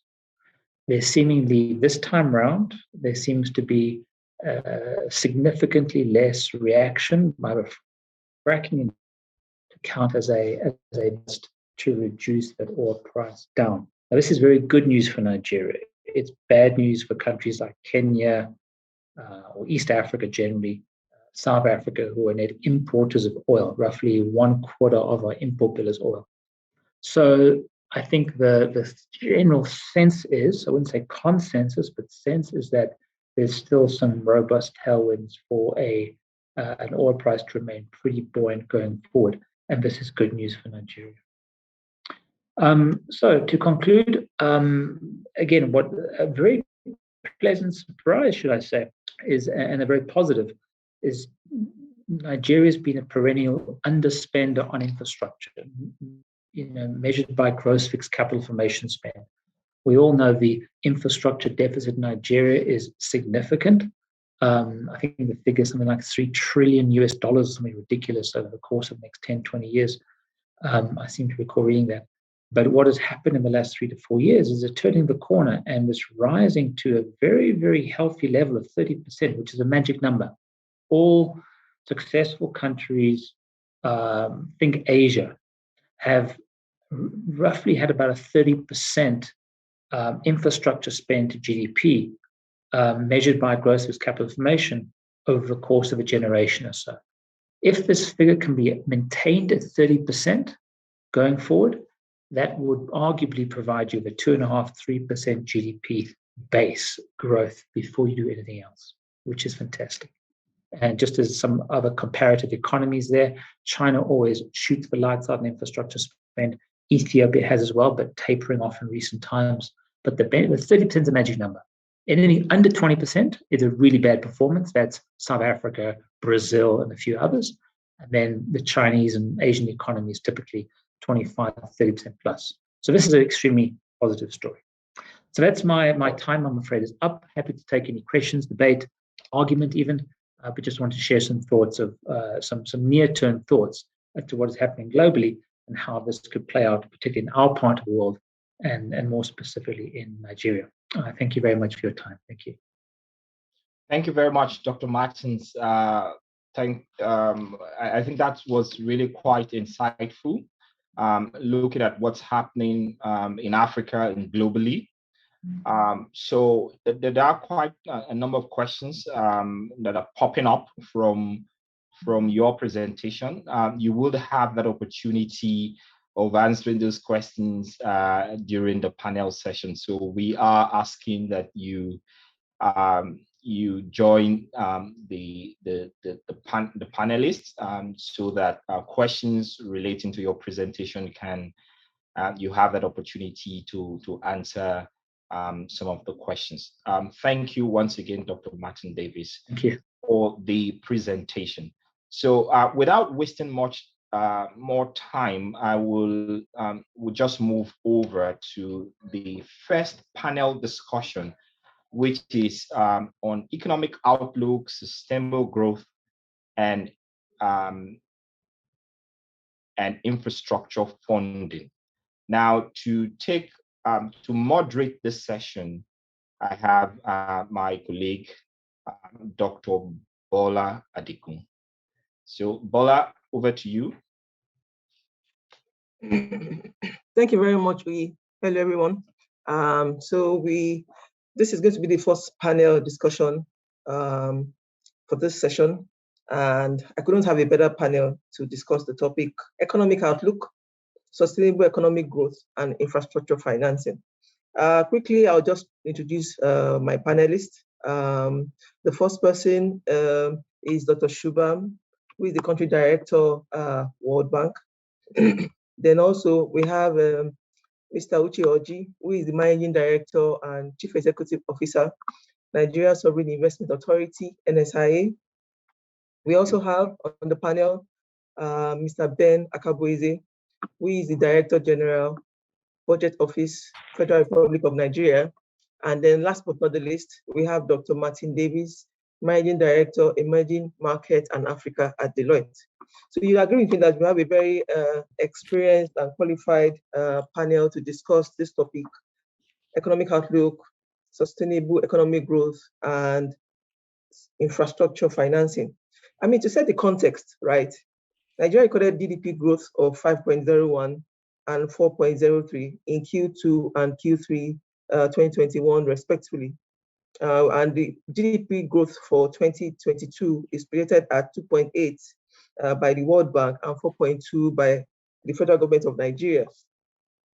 And you also agree with me that sustainable and quality infrastructure play a critical role in every economy, because this is important to ensure that the economic conditions provide the necessary platform to support the economic growth and aspirations of the government. For example, the 2022 Appropriation Act that was passed demonstrates an expenditure of 17.13 trillion, out of which just about 30% is set aside for capital projects. So I mean, I'll go into the questions. The modality would be, I'll go through each of the panelists. I'll go one question each across each of the panelists. We'll take 3 questions. And then on the back of that, we'll take some questions from the Q&A from our audience before I then allow each of the panelists to provide their closing remarks. So I'll start with Dr. Shubham. My first question to you. The World Bank has estimated that the 2021 GDP growth for Nigeria at 2.1%, and also estimated a 2.8% growth for 2022. This reflects an improved economic activity or an improved economic outlook. Also, data from the NBS, the National Bureau of Statistics, shows that the country expects to have a GDP growth of about 3.18%. So my question to you, Dr. Shubham, is how does the recently approved NDP 2020 and the Appropriation Act of 2022 help to drive this sustainable growth that we're talking about? And also the follow-up question to that is, what are the fiscal and monetary policies that the country needs to put in place to ensure that it remains on the path of sustained economic growth and is able to achieve the higher projected GDP growth rate in 2022? So what are the fiscal and monetary policies that the country needs to put in place? Over to you, Dr. Shubham. Thank you. Thank you, Bola, and good morning or good afternoon to everyone. Look, let me just start by saying that our projections for 2021 growth mid-year, about June, was 1.8% for Nigeria. Since then, we're gone up to about 2.7. Similarly, for 2022, mid-year, we had anticipated a recovery coming in, but a modest one, 2.1. Now we're saying 2022 growth would be about 2.8. So clearly, some of the numbers from the second and third quarter, which showed a partial rebound, has made us upgrade our thinking about Nigeria's prospects in 2022. And then we're all very happy that Nigeria's economy did better in 2021 than we had all feared. But I do want to draw your attention to the fact that 2.8%, or even the government's 4.2% growth, relative to a population growth of about 2.6%, and relative to a growing and a young population, about 3.3 million young Nigerians come of working age every year. So the question is the growth ultimately creating enough better, good jobs? And then that's really the focus of all our efforts here. How can we help Nigeria realize its potential? In the first decade or so of the 2000s, Nigeria was one of the outliers. It was averaging about 7% growth a year, GDP growth a year. And that's the kind of growth we've seen in many parts of Asia, which have led to the sustained reduction in poverty that Nigeria aspires to. There's lifting 100 million Nigerians out of poverty. So we think, the new medium-term national development plan, or even the earlier one, the ERGP, it has all the right ingredients. So let me speak frankly. And then the plan itself acknowledges it. It's not the plan, it's the implementation. And, if you look at all the ingredients of the ERGP, we could have said if Nigeria had managed to implement what is even half of what's in there, it would have made tremendous progress. Now, obviously, there were the global shocks which got in the way, and that will always happen. But even so, and Nigeria did respond to the COVID-induced crisis, which for Nigeria was less on the public health front, was more on the socio-economic front. But there's also a sense in which many of the plans, the implementation has not been as thorough, as robust, as timely as Nigeria needs. That has to do with partly the political structure. Nigeria is a large, complicated federation, much like India, where I come from. So I'm familiar with that. But I guess the point is not the content of the plan, but the implementation. So what's in there makes a lot of sense and all the right things.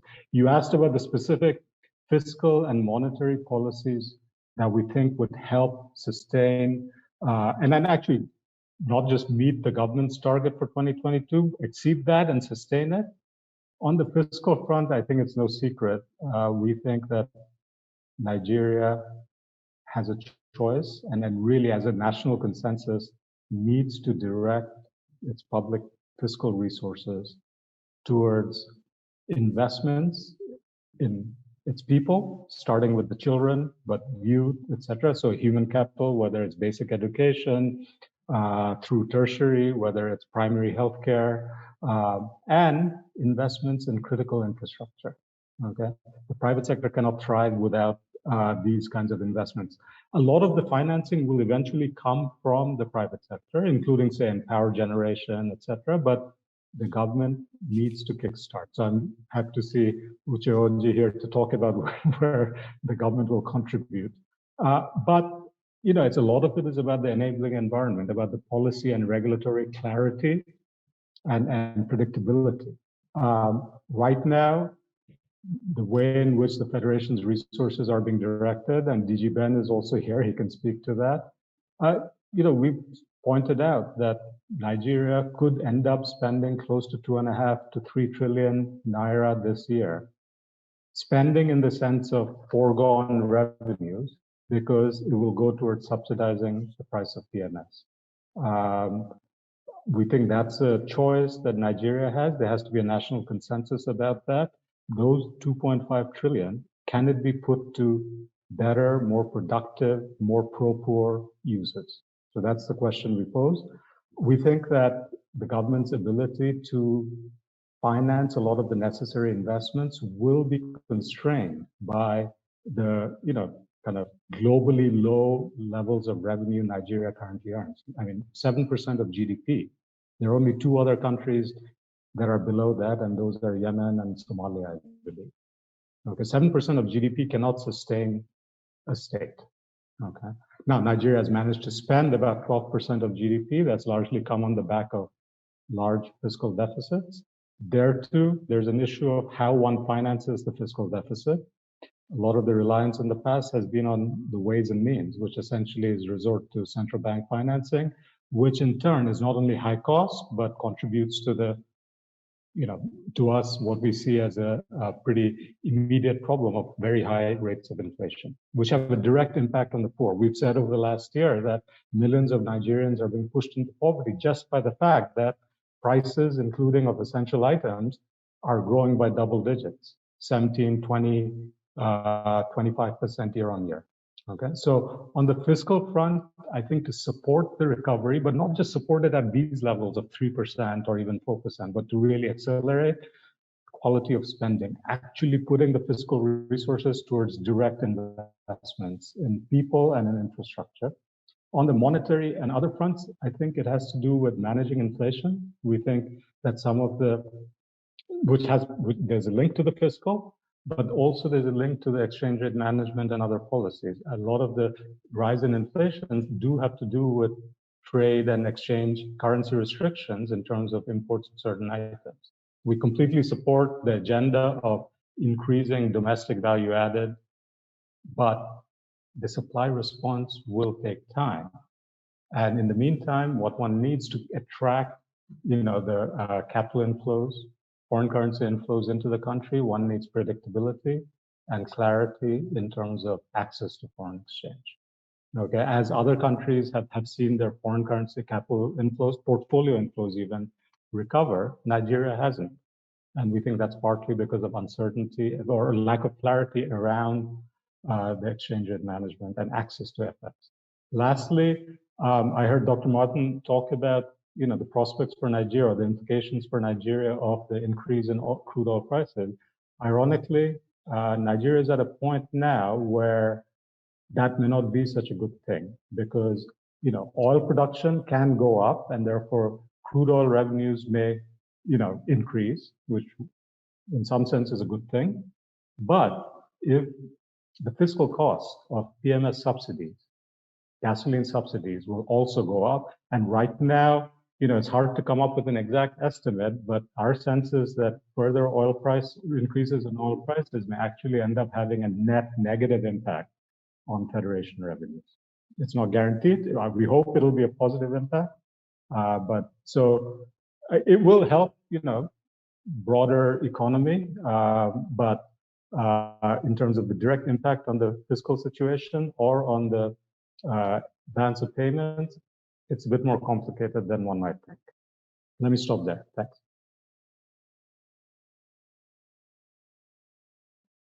Thank you very much. My next question is to Mr. Uche. One of the mandates of the NSIA is to enhance the development of infrastructure through investment in domestic infrastructure projects that meet your financial return targets. According to some empirical research, 80% of Africa's infrastructure projects fail at the visibility study and the business plan stage, which includes, for example, delays in obtaining permits, licenses, or even inability to agree on risk allocation or securing offtake agreements for the projects to become bankable. So my question to you, Mr. Oji, is how does the NSIA facilitate and manage investment in domestic infrastructure despite these challenges? So how have you been able to overcome some of these challenges? And how does it ensure that these infrastructure projects provide the necessary return, both from a qualitative perspective and a quantitative perspective? How do I mean qualitative? Qualitative being bridging the infrastructure gaps that we have in Nigeria, and quantitative being providing the right levels of return to your investors. So how have you been able to achieve this? Over to you, sir. Thank you very much. And thank you, Dr. Chaudhuri, for your comments. I thought they were very, very insightful on a number of points. So let me speak to the specifics of NSIA's roles in managing some of the challenges regarding infrastructure investment. I think, first of all, your observation is right. A high number of projects do fail at the very early stages. And they also experience other real economic challenges that have to do with, for example, cost escalation. Building infrastructure in an inflationary environment is a very challenging target to handle. And also, many of the matters you raised are matters that, especially like obtaining licenses and permits and risk allocation, different sets of issues that are handled differently. So I'll take an example. I like to speak with case studies, right? So we invested in a project in Nasarawa State about 4 years ago, 5 years ago. It was a project that involved agri-processing, and so there was an element of pure agriculture investments. Was also a big element of agri-processing, which was the bulk of the capital infrastructure. And we went in partnership with a company out of Holland called UFF, which is backed by Old Mutual. A number of issues arose. The first issue was obviously the issue of permits and licensing. And this is really kind of the role the NSIA plays. We're owned by the federal government. We're also owned by the state governments. So we do have access to have those conversations. But the NSIA also carries itself like a private sector entity. So when we go into these conversations, we make sure we have the right metrics of risk allocation between ourselves, the states, and also with regards to the EPC contractor. Some of the challenges we see is that most people that go into infrastructure either do not have the development capital necessary to actually dimension some of these risks, hiring the right consulting firm, hiring the right law firm, and just being able to work through some of these issues in detail. We've done a number of things. One is where we're investors or where people invite us to invest, we take on some of these roles ourselves. The NSI also created 1.5% of its infrastructure fund to facilitate project development.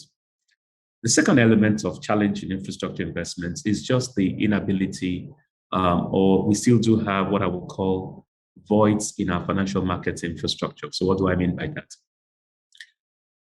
If you're investing in infrastructure in some developed markets, there are all sorts of credit enhancement entities, from insurance companies to credit guarantee companies, that are available to make it easy for you to raise the right type of financial instruments. When we started investing in infrastructure in Nigeria 10 years ago, when NSIA started, we realized there was need to create some of these entities. So one of the areas the NSIA has played a very strong role is in creating some of this financial market infrastructure. Take credit enhancement, for example, or bond guarantees. It didn't exist. We created infracredit from scratch, from inside the NSIA. Now it's got investors and it's become an independent entity. And what do? They provide bond guarantees for infrastructure funds. We've also facilitated other entities from Mortgage Financing Company to Development Bank of Nigeria, and we continue to work through this. Nigeria is in emerging markets, and by that it means that you do have voids in your financial market infrastructure. So the NSI plays a very important role in filling this out, either by sponsoring these entities or investing in them. The third element, obviously, has to do with just ensuring that you do have the capacity and the term to stick it out. So most infrastructure investments are not financeable with bank loans. So 5-year investments, the bank loan is just not going to work. And I think to that extent, we do have a long-term horizon. We have a 20-year horizon for infrastructure investments. We have concessions for 25 years plus 25 years. Just being able to have that tenure in the financial instruments that you have is another way to address it. And the final point we make is that we try as much as possible to ensure that most of what we invest in is in local currency. To the extent that you are going to be investing in infrastructure with foreign currency in the environment we're in, there are many ways to de-risk that, but it's always tricky. Of course, machinery and equipment and turbines and stuff like that, you might need to, of course, you have no choice. But there, as much as possible, some of the things like road construction, those should be financed with domestic currency. So just as some of the things that we have done, but I would just summarize it by saying 3 or 4 things. One is we participate with our co-investors in ensuring that we have the dialogue at the states, the federal and the local government levels to ensure some of these issues are handled, and also dealing with all the MDAs who are in charge of permits. And secondly, we have created a project development pool of capital. Thirdly, we have invested in financial markets infrastructure to make it easy. And one of the things that's happened of late, and I would like to speak to most people here, is that many of the state governments now have investment development agencies. Kaduna State has Kadipa, that is a one-stop shop that handles a lot of these issues. And we're encouraging many more states to create those. Infrastructure is built not at the federal level. Federal government doesn't really have land outside of the FCT. It's built at the state levels. So making sure that the states have all these facilities to make it work is helped a lot. And then you had a MECA for speaking earlier, the Investment Promotion Council. All of these entities have become more active now. And I think, it's still work in progress, yes. Do we face frustrations and challenges? Yes. But I will just end with one last comment. Let us not assume that this is just a Nigeria-only problem. Infrastructure projects all over the world face the same exact challenges that you've outlined. I went through a case recently. I was teaching a class, and we went through a few infrastructure projects that were built in other places. And one of the favorite cases is the Hamburg Opera House with Germany, with all the efficiencies. First, it was 7 years over time, and it was 10 times the cost when it was finished. And this is Germany, okay? So the point I'm making is, let's not walk away thinking this is just our problem locally. It happens everywhere. Private sector investment in infrastructure is a difficult engagement. In an emerging market situation, it's more difficult, but it's not impossible.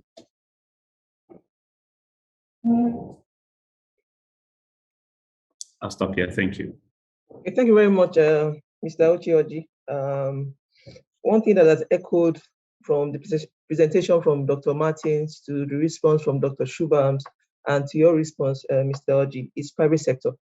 So my next question goes to Dr. Martyn. The private sector holds the key to growth, whether it's a developing economy or a developed market. Businesses and industries in an economy are funded by the financial system. And so the financial system provides the necessary support for business operations, for increase in economic activities, and in order to crystallize domestic trade. So my question to you, Dr. Martyn, is that what policies do you think the country needs to put in place to revitalize the private sector and to make that investment, the investment flow that we expect, to see this become a reality? So what, in your view, are the key policies that should be in place to ensure private sector investment and support for the economic growth and aspirations of a country, Nigeria in this case, for example? Over to you. Paula, thank you. So I won't make specific comments rather about Nigeria, which I don't know enough about, but more sweeping comments from an Africa perspective. I believe one of the biggest handbrakes to growth and development is the vested interest of a state in key utility assets, i.e., loosely translates as an unwillingness often to allow private capital to play, whether through partial or full privatization. This has been, what we're seeing now is that through COVID. I think what happened is, coming back to the oil price issue, Nigeria, like many other West African economies down to Angola, are entirely not so much commodity dependent as single commodity dependent. And this results in a complacency. We saw this post 2008, 2009 crisis. As soon as the oil price sort of goes back up high, there seems to be a structural reform agenda that goes into reverse gear, arguably. I think, again, through this, we will look back one day in the not too distant future from this COVID period and pose the question, did states, it's not about what states do in terms of, I mentioned it, fiscal headspace and, allocating capital. And it's about to what extent did states liberalize and truly learn from the crisis, liberalize, privatize in many cases, create a far more enabling environment for investment, both domestic and foreign, and allow private participation, as you allude to, Bola, in the economy.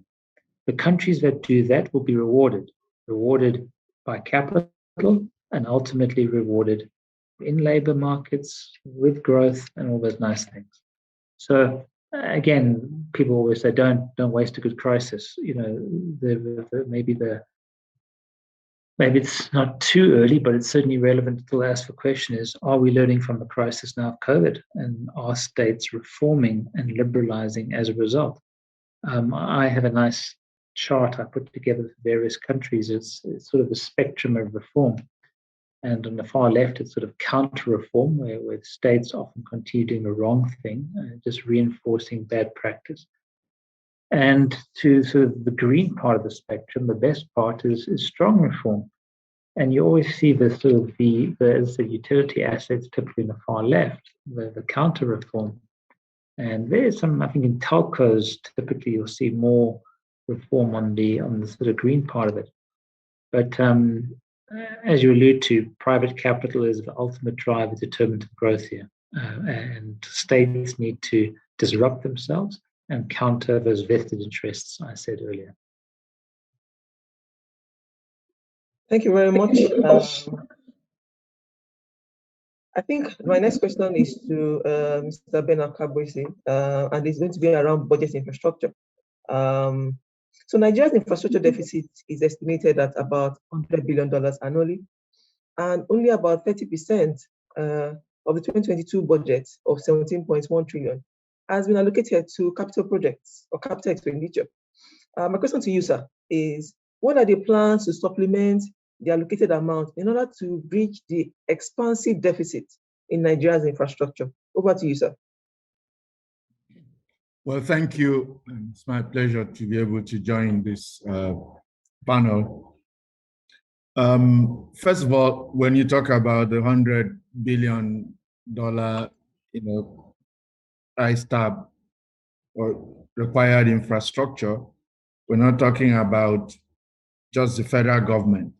So when you say that, when you refer to the Nigerian budget of 17.13 trillion, you're talking about the federal government's budget. Infrastructure is a matter on the concurrent legislative list. So you need to also aggregate the spend of all of the states and local governments to actually then get the public sector, the magnitude of spend of the public sector on infrastructure. Having said that, the reality is whether you go back to the National Integrated Infrastructure Master Plan, or whether you go back to Vision 2020, or you look even more currently at the National Development Plan 2021 to 2025, it is and has always been envisaged that the private sector would be responsible for the larger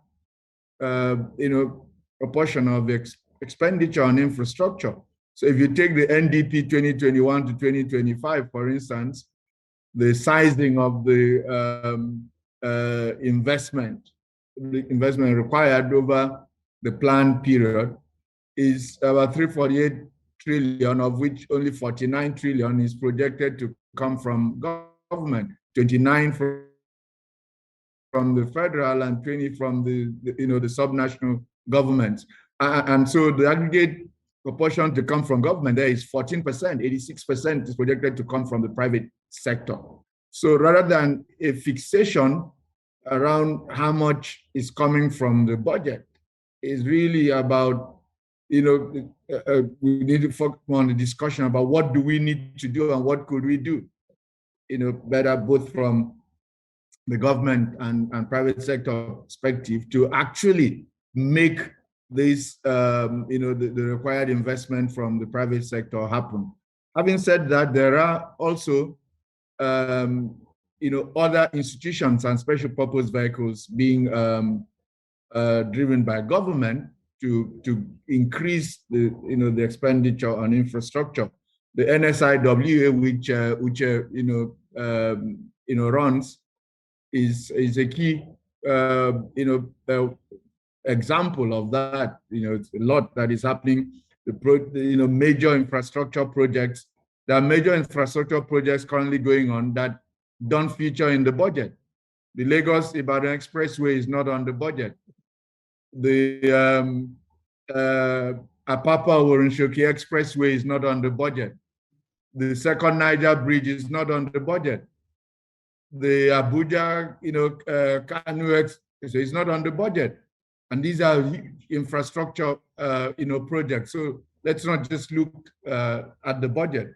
You may also be aware of the initiative of the Infraco, which again NSIA is involved in setting up along with the central bank, which projects to be able to, raise up to 15 trillion naira for investment in infrastructure, and that's then funding that can be further leveraged by the Infraco to grow spending on infrastructure.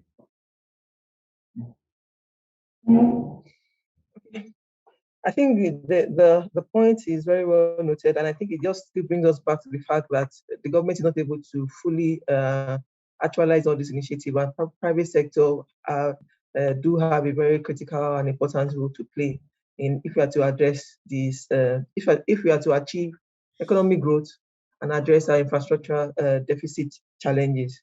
I think my next question will I'll come back to Dr. Shubham for my next question. And it is still on sustainable economic growth. I know you had mentioned that Nigeria seems to be able to come up with very good policies, but we lack proper implementation. So my question to you, sustainable economic growth takes place in an environment where the government is able to boost output levels, create jobs, and ensure a better life for present and future generations. Nigeria, with its current per capita income, is suggested to be far from achieving sustainable economic growth. So my question to you, in addition to your initial comments, which were very insightful, what other steps do you suggest that the government at all levels should put in place to plug this trend? And also, what should be the ideology of the nation's economic planners in crafting and implementing programs that will enable human development and shared prosperity? Over to you, Dr. Shubham. Okay, if I knew the full answer to that, and look, this is a hard nut to crack, right? And then I'll have to say that what it is, my take on this, and then I come at it from having worked pretty much in every country in Asia, and then as I said, having worked in places like Indonesia and India, which are also large multi-ethnic countries with significant diversity and subnational, interests. At the end of the day, it's not an economic response, and so I'm stepping out of my technical zone to say this. It is a matter of consensus amongst the elites. Okay, the countries that have succeeded in sparking sustainable inclusive growth are the countries where there has been a consensus among the elites. It doesn't have to be universal. That their interests are served by growing the national pie. Elites everywhere are interested in having a bigger piece of the pie, but there's a difference between elites who see that by growing the national pie, their piece of the pie will grow, versus elites who are still debating over their share of a shrinking national pie.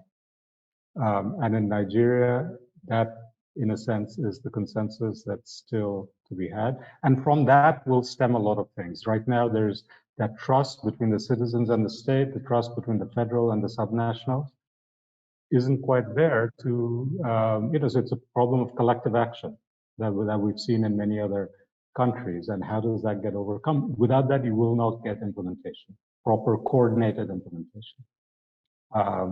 So Nigeria's, the history of Nigeria's development in the last 4 decades, I describe as sort of being on the surface of the ocean, buffeted by swells that are determined by oil price movements. I think we've said real per capita GDP in Nigeria today is pretty much what it was 4 decades ago, 1982, 81, 82. Okay, there have been periods of going up, periods of going down, as opposed to a country like Indonesia, which started off well below Nigeria. But if you take this metaphor, it looks like a submarine missile shooting out from underneath water and has kind of crossed Nigeria sometime in the late 80s. But Nigeria's potential, human potential, and an economic potential is no less. I would even argue it's far greater. So it's my answer to you. It's not about economics. I mean, the things that need to be done are about economics and economic and development policy, but what it will take to get there is about a political consensus. Interesting. Okay, so I think I'll come to Dr. Uche. Mr. Uche, my apologies. This is still on infrastructure financing. I know when Mr. Kabwede was talking, he mentioned Infraco. So my question to you, the executive order, the executive order on the road infrastructure development and refurbishment investment tax credit scheme is aimed at encouraging public-private partnerships to bridge the road infrastructure deficit in the country. We also expect Nigeria's infrastructure company, Infraco, established by the president in 2021, to become operational soon. This establishment is expected to be managed and funded by the CBN, NSIA, and the AFC. My specific question to you, therefore, is what are the specific functions of the Infraco relative to the NSIA? And what are the plans to monitor and measure these infrastructure development initiatives in order to ensure that we achieve optimal results and improvement in the standard of living of the average Nigerian from all these federal government initiatives and activities? So this is my question to you, Mr. Oji. Thank you very much. So there are probably about 3 or maybe 3 main initiatives that are designed to bring in private participation into infrastructure. And the NSIA is involved in 2 of them, in addition to NSIA's own capital that also goes into infrastructure. So let me there are quite a number of questions in what you asked, so let me unpack them one by one. So let me start with what these programs are first before I start addressing your questions. There's the Presidential Infrastructure Development Fund, which is managed by the NSIA. That project brings some bit of government capital, NSIA capital, and we're raising third-party capital. And that's a project that's handling Lagos-Ibadan Expressway, Second Niger Bridge, and Abuja-Kano Road, which Mr. Kabwede spoke to earlier. Then there's Infraco. So NSIA manages PIDF, right? And I think the evidence suggests that these projects are on time and on target, which is something you may not have been able to achieve if it was purely budgetary financing. Infraco is an extension of such a scheme. This time around, there are 3 sponsors of Infraco: Central Bank of Nigeria, the NSIA, and the Africa Finance Corporation. And interestingly, Infraco's first investment as an entity is actually going to be in some of the projects that the NSI is already driving in the PIDF. Infraco has 4 external portfolio managers whose job it is to work with the Infraco company to raise external capital to drive a multiple number of projects. From an NSI perspective, Infraco is another investment vehicle that we have invested in and set up. If we are to use a GPLP terminology, we're a limited partner there. Although it's an investment trust structure that we're using for Infraco. And we believe that in that structure, they can actually raise substantial capital domestically and in some cases internationally. And they'll be involved in so many projects from hard infrastructure like roads to power to rail to IT to networking technology and all sorts of things that they have in their pipeline. From an NSI perspective, Infraco has 4 portfolio managers. And we believe that you need many more of these type of entities addressing the size of infrastructure problems we have. NSI by itself is just one entity. And we believe that by enabling many more, we can achieve more. So look at it as an investment made by the NSIA. The MD of NSIA sits on the board of Infraco. It's an investment trust structure that will enhance whatever NSIA is doing to actually drive infrastructure investments. Now, you spoke about the Road Trust Fund, which is a tax credit scheme that allows companies to, in lieu of paying their taxes, to actually address certain key infrastructure projects. I think the government went into this because we want to work with the efficiency that is involved in the way the private sector executes projects. And as Dr. Ben mentioned, the Apapa-Wuroshoki Road, that road has been bad forever until it was given through the Road Trust Fund to Dangote Group. And you drive on that road now, it's done, right? Cement road, it's got a very long warranty. Again, it's about speed, it's about efficiency, it's about the consistency of your investment into those roads, which you believe the private sector will play a role. So if I sat back and looked at how NSIA views these things, the NSIA is one investment company with its own infrastructure fund. The NSIA has LP investments across many vehicles. In private equity, for example, which is not infrastructure, we have more than 40 GPs into which we have invested, both domestically and internationally. And so we look at this also as another one of those investments that we make into vehicles that can help us achieve more and target more. So it is not in conflict with the NSIA. We're investors in it. We don't want to be the bottleneck, because with NSI as one entity, it's difficult for us to address everything. But having now, along with the central bank and AFC, enabled Infraco, we have 4 other managers dedicated to Infraco with the flexibility to raise external capital. Again, that's another constraint for the NSIA. The NSIA, being a sovereign wealth fund, cannot leverage too much, because let's not forget our real mandate. So we cannot do that. Infraco can do that. So it's an investment by the NSIA in a vehicle that can do more than NSIA can because of the limitations of its law and the way it operates. So I hope that clears up the role of the NSIA, the role of Infraco, and the role of all these vehicles. And I think a more pertinent question to ask is, how did we even end up creating all these entities? The truth is, look, and Dr. Sakabwese will mention this, historical contribution from the budget to certain key infrastructure projects never exceeded 10%. And if you're building a road project and every year you're just putting 10%, the contractor mobilizes, demobilizes, some of the things he builds gets washed away, you lose some of that, he restarts afresh. This is why some of these projects never finish. So the government came to the determination that we need to have other schemes, extra budgetary schemes that involve the ability of private sector to invest.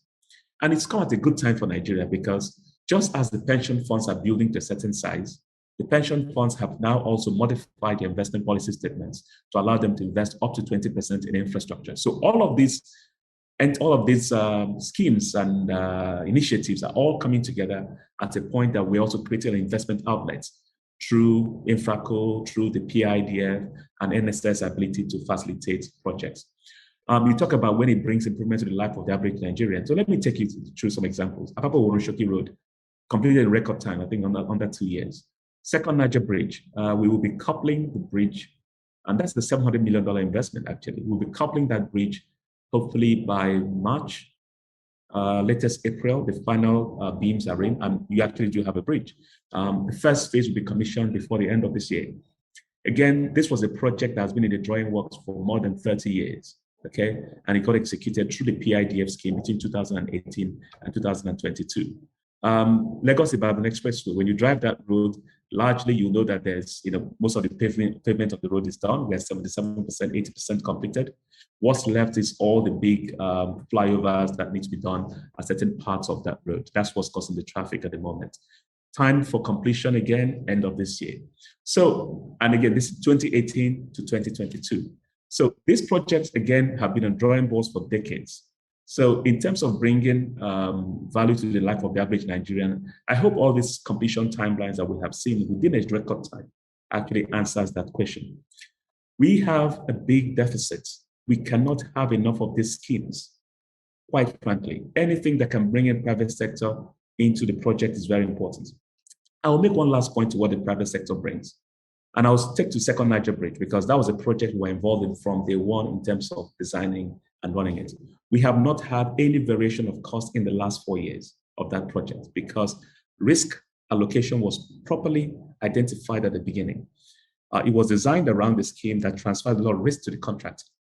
And this is really how you design some of these projects to ensure that you limit how much risk you take on as a government. Make sure your design is done properly before you're back on the project. Without those things, we end up having all these challenges. And like I said at the beginning, in my earlier comments, we see this everywhere. It's not just Nigeria, by the way. If you study many infrastructure projects from all over the world, the same challenges we face here, people face them in all places. It just happens that we have a high inflationary environment and therefore we need to be more careful. So these schemes will bring private sector discipline. And private sector people will not invest unless they can actually extract returns. We also hope that this will make it more sustainable going forward because the budgetary system does not really focus on some of those things like returns. And without returns, you cannot be sustainable. That's my comment. Thank you. Thank you very much for, those insights are very, very helpful.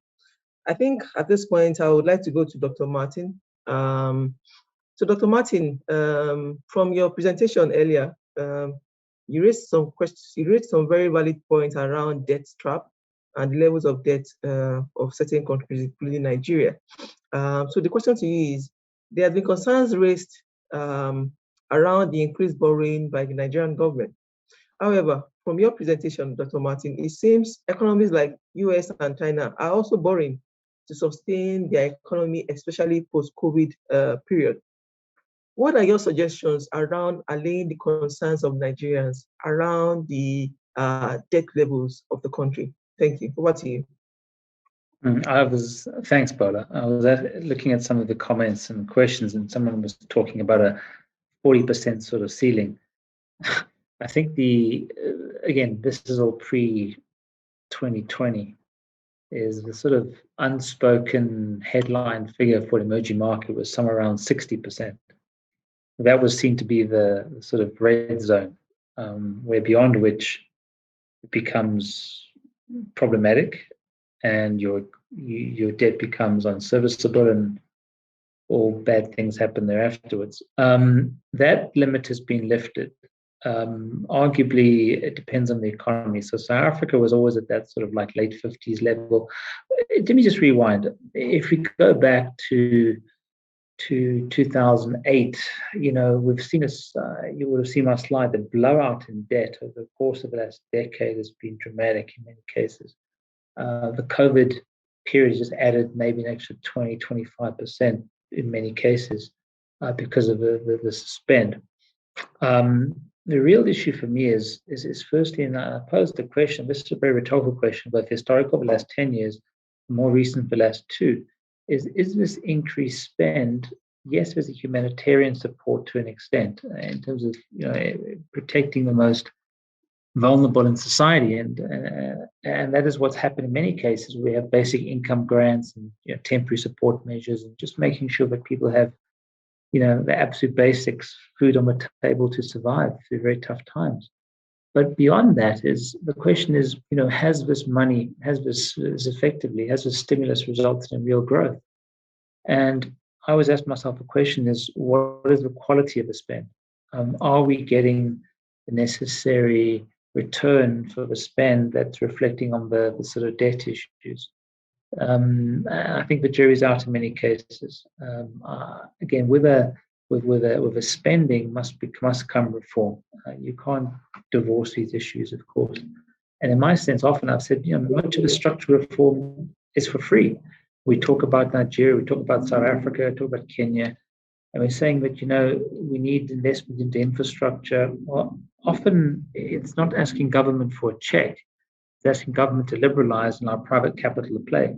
We're seeing that in our power sector now, where we're seeing that, literally in the last 4 or 5 months in South Africa, with the liberalization of the cap, 100 megawatt cap for mining companies, or pretty much anybody, to generate their own power. We've seen already in the mining sector already, you have 1/3 of national grid in terms of the equivalent of 1/3 of national grid is currently being applied by private sector to generate own capacity.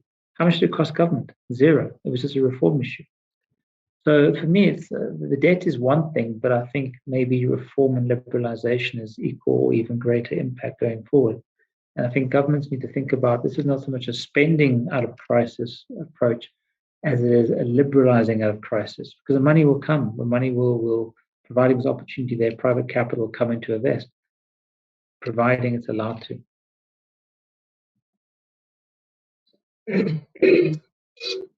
Thank you very much. Thank you very much. I think I would like to go to Mr. Fabrizi now. And it's still around the budget, the country's budget. So with Nigeria's growing budget deficit, what policies on capital from a capital budgeting framework can we expect from the government to guarantee an alignment between the budget and the country's strategic priorities? And a follow-on question to that is around the sustainable level of the country's debt, because we know that increasingly a significant amount of the budget is set aside for debt service. So, I mean, what is the thinking of the government and what strategies needs to be put in place to ameliorate the impact of this? Over to you, sir.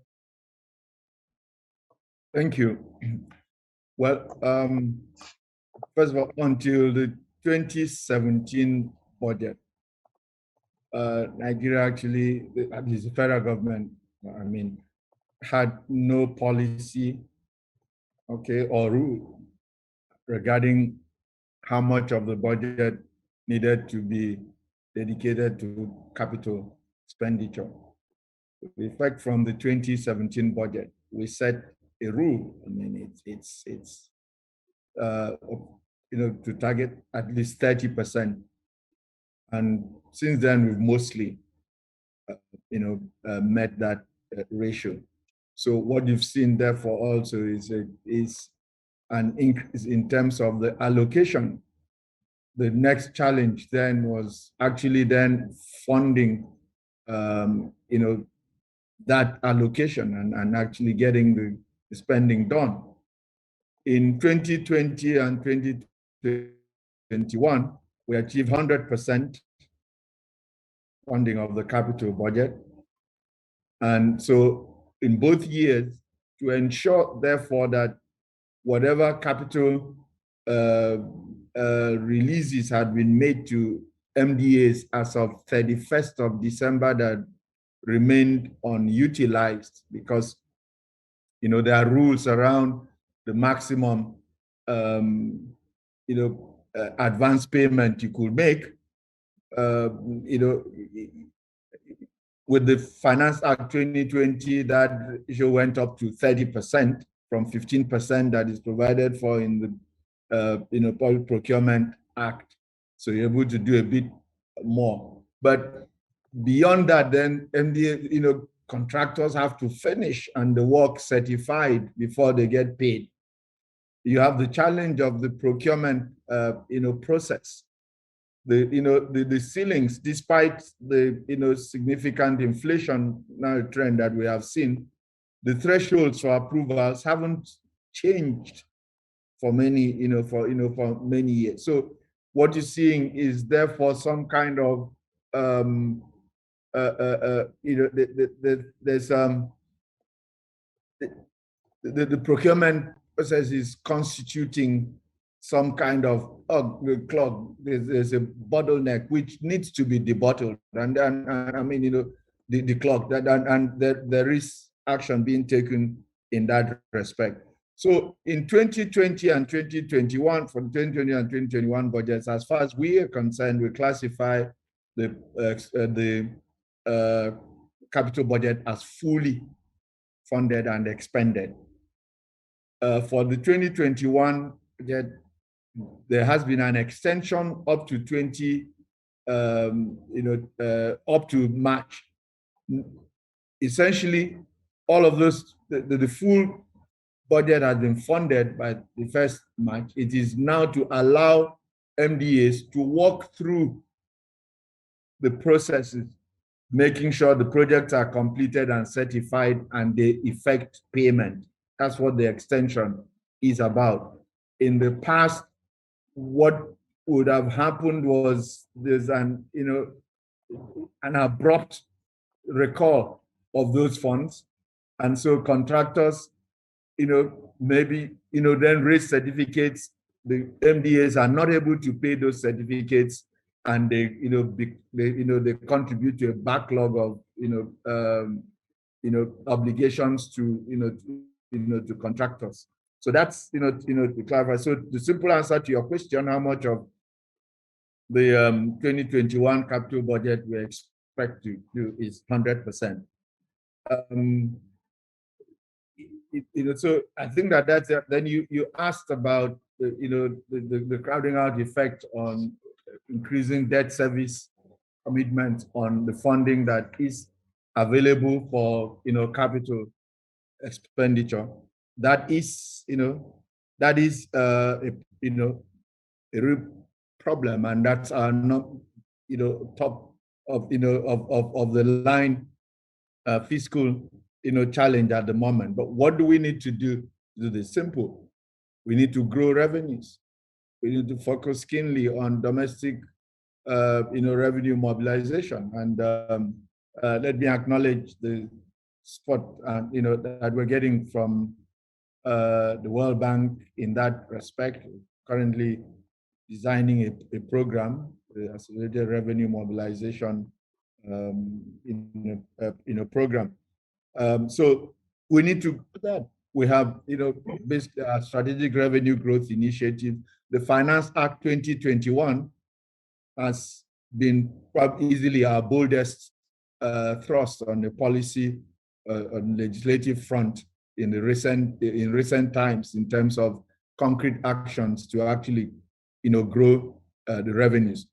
We believe that as you grow the revenues, which is the denominator of that ratio, then the debt service to revenue ratio, which is the challenge, begins to reduce, and your revenue to debt ratios also begin to improve. But there are other things, of course, that we need to do. For instance, we need to restructure the debt. And over the last 5 years, the DMO has made significant progress in that. If we look at by 2015, the composition of our debt was about was less than 20% foreign and over 80% domestic. Okay, today it's closer to 40% foreign and 60% domestic. That's a deliberate attempt, and it's part of the strategy for lowering the debt service cost, for also lengthening the maturities of the debt, which is part of the strategy for managing your debt.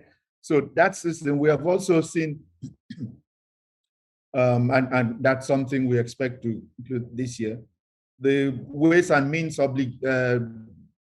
advances on the central bank, the overdraft, in the last 2 years have been a significant contributor to the debt service.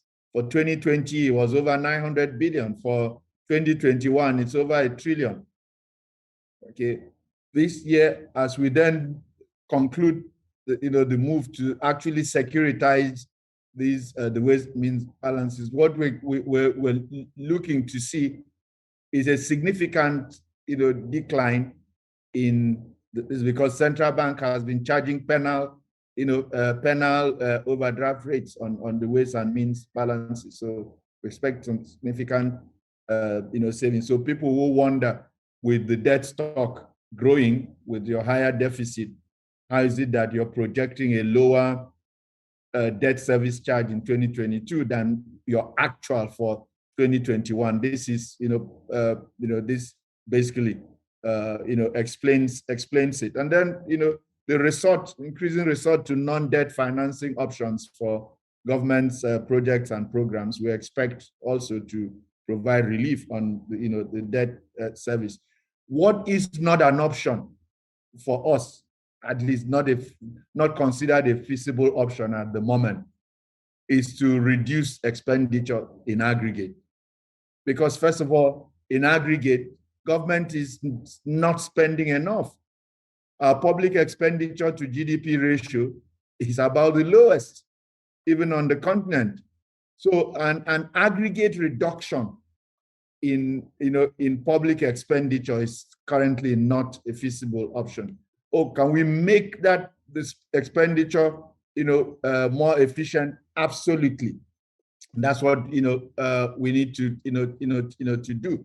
But to cut expenditure as a means of dealing with this, we don't currently consider a viable a feasible option. Thank you. Thank you very much. I'm sure our audience would agree with me that the panel they've done justice to the topic economic outlook, sustainable economic growth, and infrastructure financing.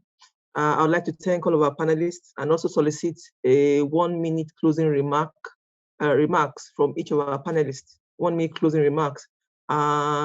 In this case, I'll start with Mr. Uche Oji, MD CEO, NSI. Over to you, sir. Sure. Thank you very much, Paula. I think I will probably close by saying the following 3 things. Number 1, infrastructure development is a challenge. That the deficit is huge across the country, and it's a challenge across most places. But there's been a lot of emphasis placed on it by the government. And this is the reason why you have seen the enablement of many vehicles that will help drive infrastructure in the country. And I think this should be encouraged, and people should actually give these entities a chance to succeed. The easiest thing to do is to jump and target these organizations. I remember Second Niger Bridge. For the first 2 years, we kept reporting we're 30% complete.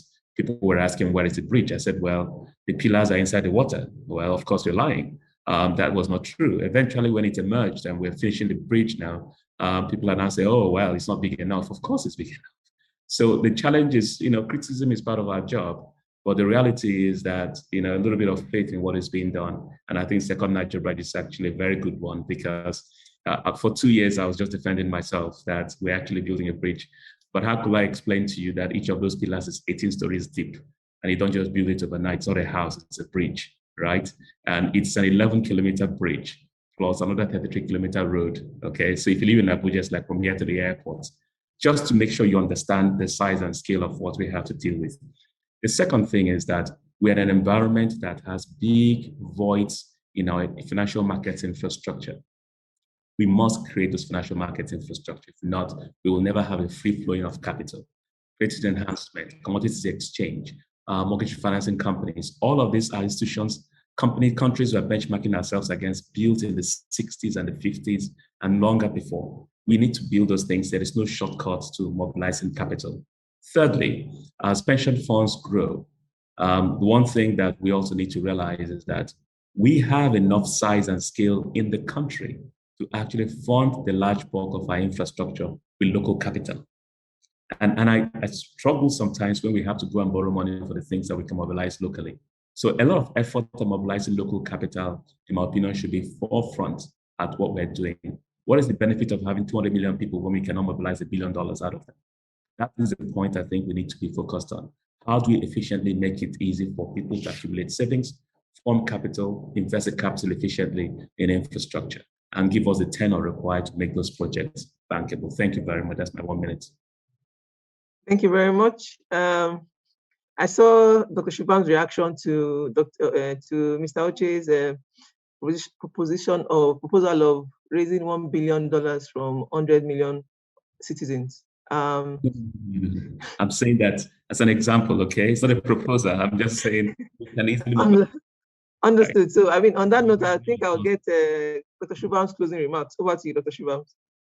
Thank you. No, I was nodding my head, and because that's the first thing I wanted to say. Nigeria has tremendous potential, okay, in terms of its human resources, the dynamism, and also, just as Mr. Uche just pointed out, the capital that's already here and just needs to be mobilized. So Nigeria has huge potential. And then one way of thinking about it is that despite all that one hears about, you know, how this is not working or that is not working, Nigeria is the largest economy in Africa.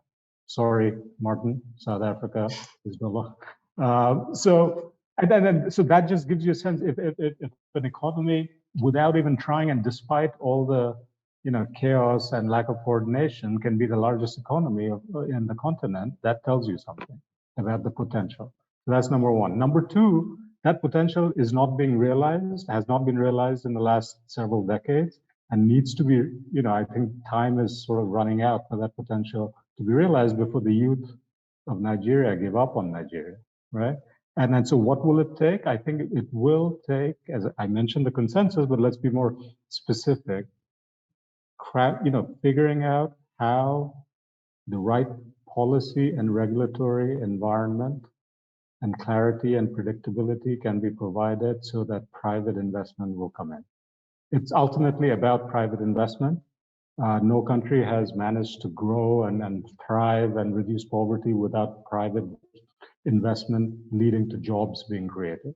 Okay.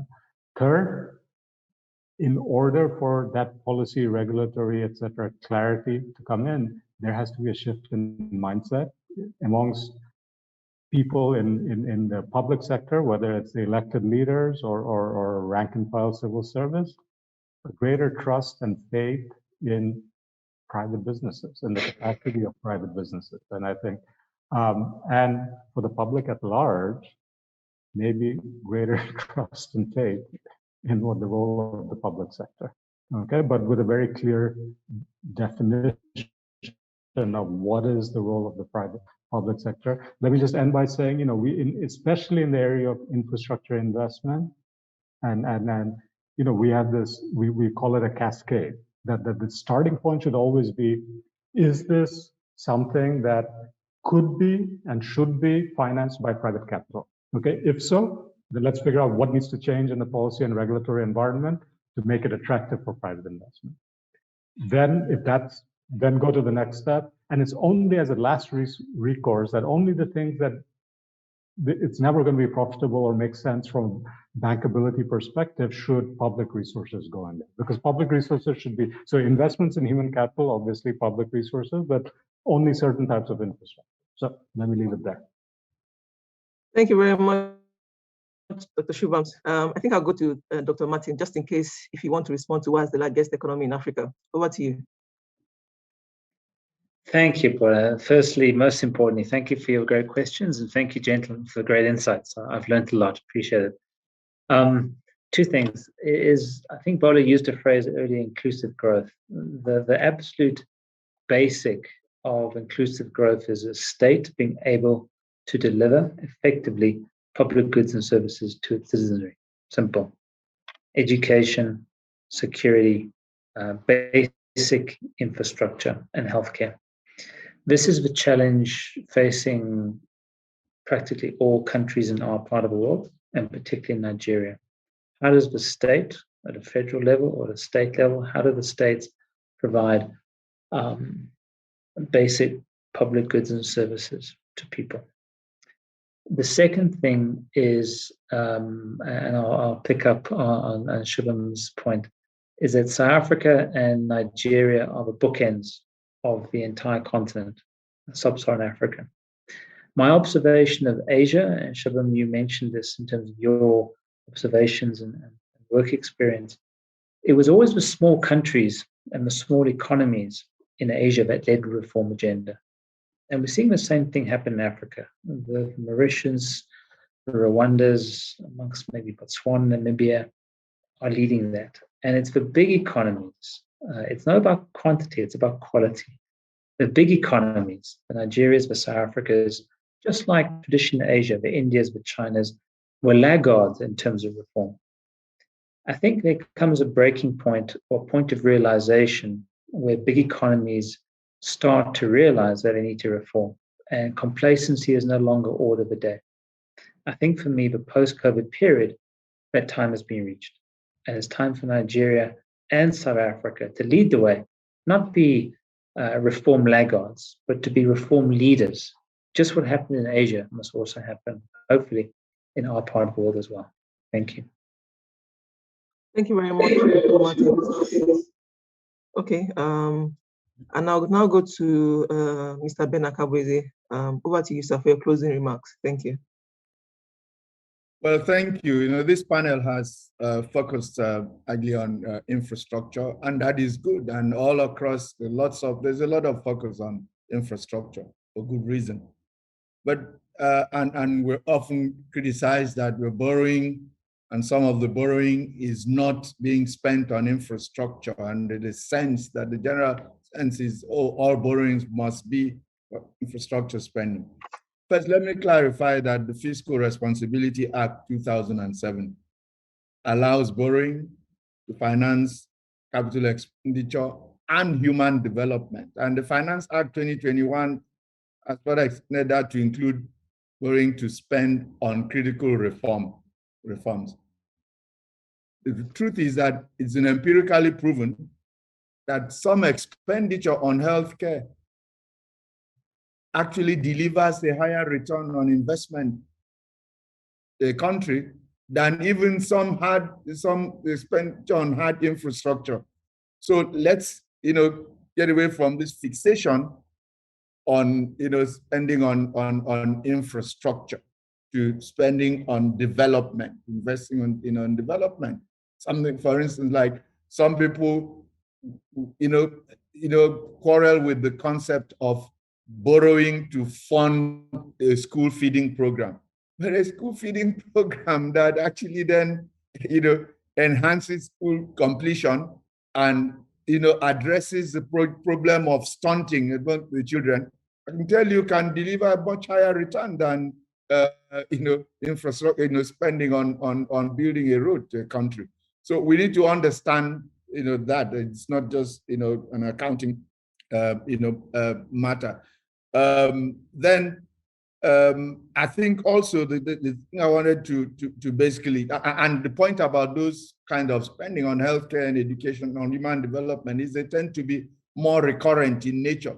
Predominantly, there's capital spending there, but a lot of it tends to be recurrent. So let's get away from the fixation that all recurrent spending is bad and all capital spending is good. Capital spending on building bogus offices and whatever, or buying more vehicles, even though they're classified as capital, don't matter as much as some of what we demonize as recurrent spending. Finally, and I think two things which I think will be of interest to the private sector. As we try to address our revenue challenge, one area we must focus on going forward is tax expenditures. And tax expenditures is a generic term for all of the waivers, concessions, and whatever. We need to begin to interrogate harder the policy effectiveness of some of those. As government begins to look at this, I hope some of it isn't going to be interpreted as policy reversal and whatever. We need to see, look, if you've been getting these concession for the last decade, what has it delivered in tangible terms? And if it's not, then perhaps it's time to roll it back and what, so these are discussions we must have. And when Shubhum spoke earlier on, he talked about, what we need to do on the economic policy front is largely known. Is the politics of it. It's the politics reform. And when Dr. Davies talks about the fact that the smaller countries are quicker with reforms, it's perhaps also because they tend to be more nimble politically, than the bigger, countries where politics is a lot more complicated. So the private sector, has to understand that silence is not golden when it comes to pushing, to advocacy for reforms. We've just seen over the last couple of days a walk back on the end of petrol subsidy this year. While the debate raged, there was silence from the private sector.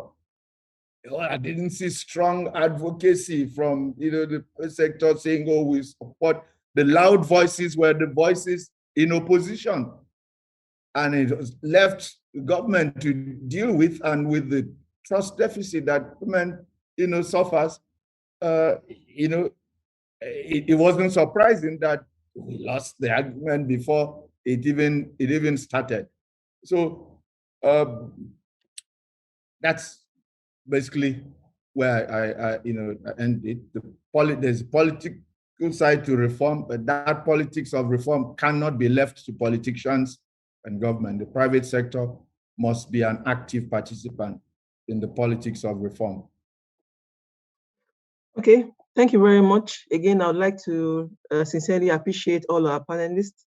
They've done justice to the topic: economic outlook, sustainable economic growth, and infrastructure financing. At this point, I would like to hand back over to my colleague, Uyi. Uyi, over to you. Thank you, everyone. Thank you. Thank you very much, Bola, and thank you all the panelists, Dr. Martyn, Davies, Dr. Shubhum, Mr. Bernard Kabweze, Mr. Ucheoji. Thank you so much for your time. We will be moving over to the second panel discussion. In the second panel discussion, we're going to be focusing on revenue generation, business environment, regulations, and business imperatives. To moderate that session, we have the producer Morning Line with Nancy on AIT. Nancy Elo Nanji. Hello, Nancy. Hi, Uyi. Good afternoon. Thank you very, very much for the introduction. It's been a very incisive from 10 a.m. till now. I want to start by saying, Your Excellencies, good day, because I know this will be online, so no need to just oppose it with the timing. So anytime anyone watches it. So Your Excellencies, good day, distinguished guests, everybody to speakers that are speaking, the panelists, gentlemen of the press, if it's still on. It's been a very incisive one, I must say. All the presentation, a very incisive expose on how at least has fared since the pandemic and what we need to do. But this panel's topic is centered on revenue generation, business environment, regulations, and business imperatives. And it's going to be dovetailing from this last section. Very interesting submissions there, especially from the office, from the MD of NSIA Theology. So we're going to be looking at where they stopped in terms of, the Minister of Finance said earlier that Nigeria has a revenue problem. We have a revenue challenge, not that of debt sustainability. So at this present time, the main focus of the government is to generate revenue. As we all know that Nigeria has a revenue challenge, like I said earlier, with a budget of about 17 trillion naira for 2022, talking about the federal government. If we add about 12 trillion from sub-nationals for 2022, it's about 29 trillion naira in total. So there's a revenue target of 10 trillion naira this year. The deficit of over 6 trillion naira. The question is, where do we get the money to fill in the gap? The Minister of Finance spoke earlier in the morning that it's from borrowing. FIRS says that it generated about 6.4 trillion naira last year. borrowing has increased in the last few years to fill in the gap. So it's not even just about, it's also about improving and optimizing revenue generation. Very crucial. How do we raise revenue, which is not always so simple, because through taxes, how many people do you tax? I hope that Mr. Nami will give us that insight shortly. And how many Nigerian businesses are saying they are taxed, and even the willingness to pay by citizens, and perhaps other means of raising revenue. So IGR is more feasible where economic agents and also the formal sector as well as informal sector get strong, they do business in a friendly environment without being stifled with so much regulation. So without much ado, let me introduce our panelists to discuss this. And in no particular order, I will start the introduction with Dr. Jumoke, who is a special advisor to the president of doing business. She was previously the senior special assistant to the president on industry, trade, and investment in the office of the vice president from 2015 to 2019. She's the head of the Enabling Business Environment Secretariat, which is the operational arm of PEBEC. She's also, of course, I said she's the secretary, she's a special advisor to the president on the ease of doing business. And this body, I must say, PEBEC is the body that is saddled to remove bureaucratic constraints to doing business in Nigeria. So you're welcome, Doctor, to this panel.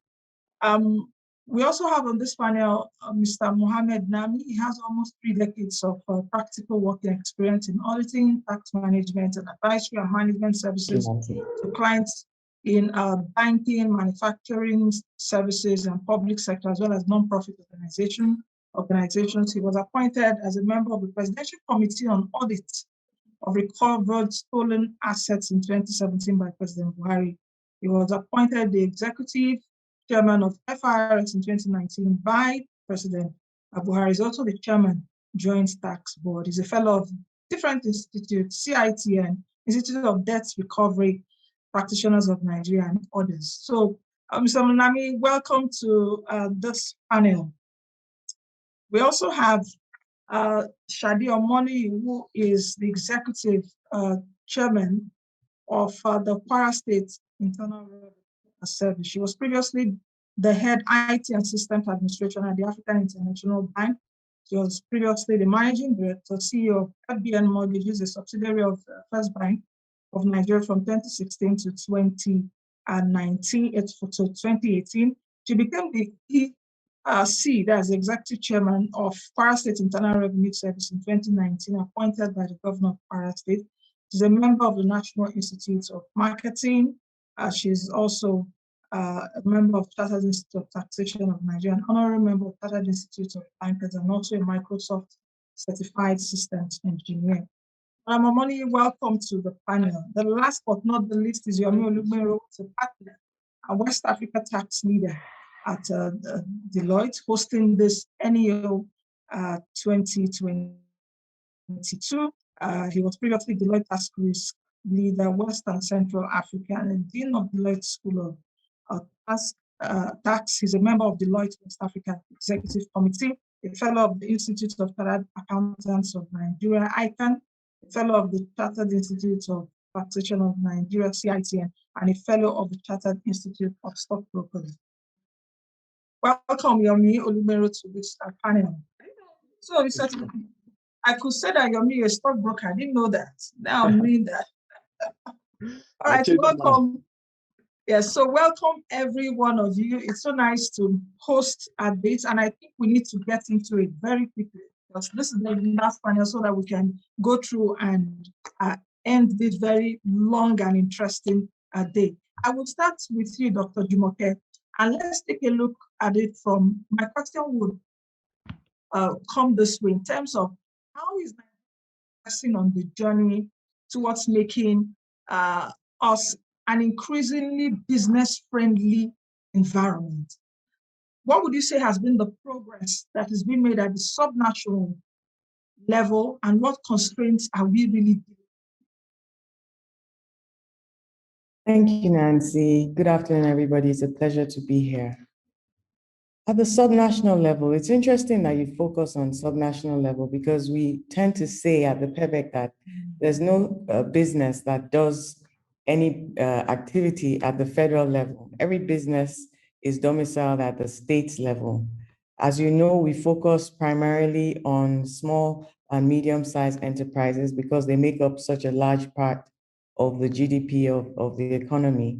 We've been working with all the state governments and the FCT through a collaboration that the PEBEC has with the National Economic Council, the NEC, since 2017. You may recall, Nancy, that last March we released the first iteration of Nigeria's Ease of Doing Business report, our own homegrown report, and then the rankings were released in June. It's a culmination of activity that has been going on over the last 2-3 years with the state governments working on specific reforms in their business climates. So while different states have implemented various reforms, for instance, Kaduna State has worked on their tax implementation, harmonizing their laws, we felt it was expedient to have a PEBEC model replicated across the entire country. So the states have an Ease of Doing Business Council, usually chaired by the deputy governor, sometimes by the governor himself, like in the case of Nasarawa, sometimes by the head of service, because it has a lot of people and service issues and regulations, and then sometimes by either the secretary to the government or other senior ranking official. Every state has a state reform champion, which is a direct liaison with the PEBEC secretariat. And so just yesterday we had, because we usually have a quarterly meeting, technical workshop. We had one just yesterday virtually, and talking about what this year would bring. If I just speak to Q1 and all that we have ahead, you just had Shubhum speaking earlier. There's a program that's going to come live on stream soon called the SABER. It has to do with state ease of doing business environments, similar to the NG Cares and to the SIFTAs that some of you may know about. It's an on-lending program with the World Bank that will ensure that we have disbursement-linked indicators to reforms that we're working with at the state level. This is the carrot that we've been working on since 2019, and very glad that it's finally coming to fruition. We need things like this to help along. Of course, the rankings were a very good stick in the sense that we got a lot of traction when state governments could see empirically where their states stand from private sector as perceived by private sector right across the country. The methodology for the Ease of Doing Business report the methodology framework covered areas like security and infrastructure, access to information as transparency, workforce readiness, and of course the regulatory environment and small claims courts. So Nancy, there's a whole lot going on. I'll stop here because I know you have 4 other panelists, but I'd be happy to go into further details shortly. Thank you. Thank you very much, Dr. Wole. Let me move over to the man in charge of getting us money, because it's been, since we started in the morning, we've been talking about revenue. So the man in charge, at least from the FIS perspective, is Mohamed Nami. Welcome again, Sam. Good to host you on this panel. Let me start with you, the question about, there's been this aggressive revenue drive. Last year, I know that FIRS generated 6.4 trillion naira. You passed your target. So there's been this aggressive revenue drive by FIRS, backed by the recent regulatory changes that continue to show improved results in revenue collection. What would you say are the drivers of this noticed improvement in revenue collected by FIRS? Is it that you are stifling us the more, or what exactly are you doing that is making FIRS make more money? Okay. Thank you very much, my sister, for that question. It's a simple one. When we came on board, we set up for ourselves 4 cardinal goals, which is the first to rebuild FRS infrastructure, revenue generation institutions. And what we did was to review our operations and to identify the challenges or the gap that the institution actually faces. So what we did was to carry out certain reforms aimed at rebuilding the FR institution in a manner that we're able to deliver on mandate of mobilizing revenue to support the 3 tiers of government in funding their budgets. The second thing we did was to focus on taxpayer to make sure that we support them by way of taxpayer education,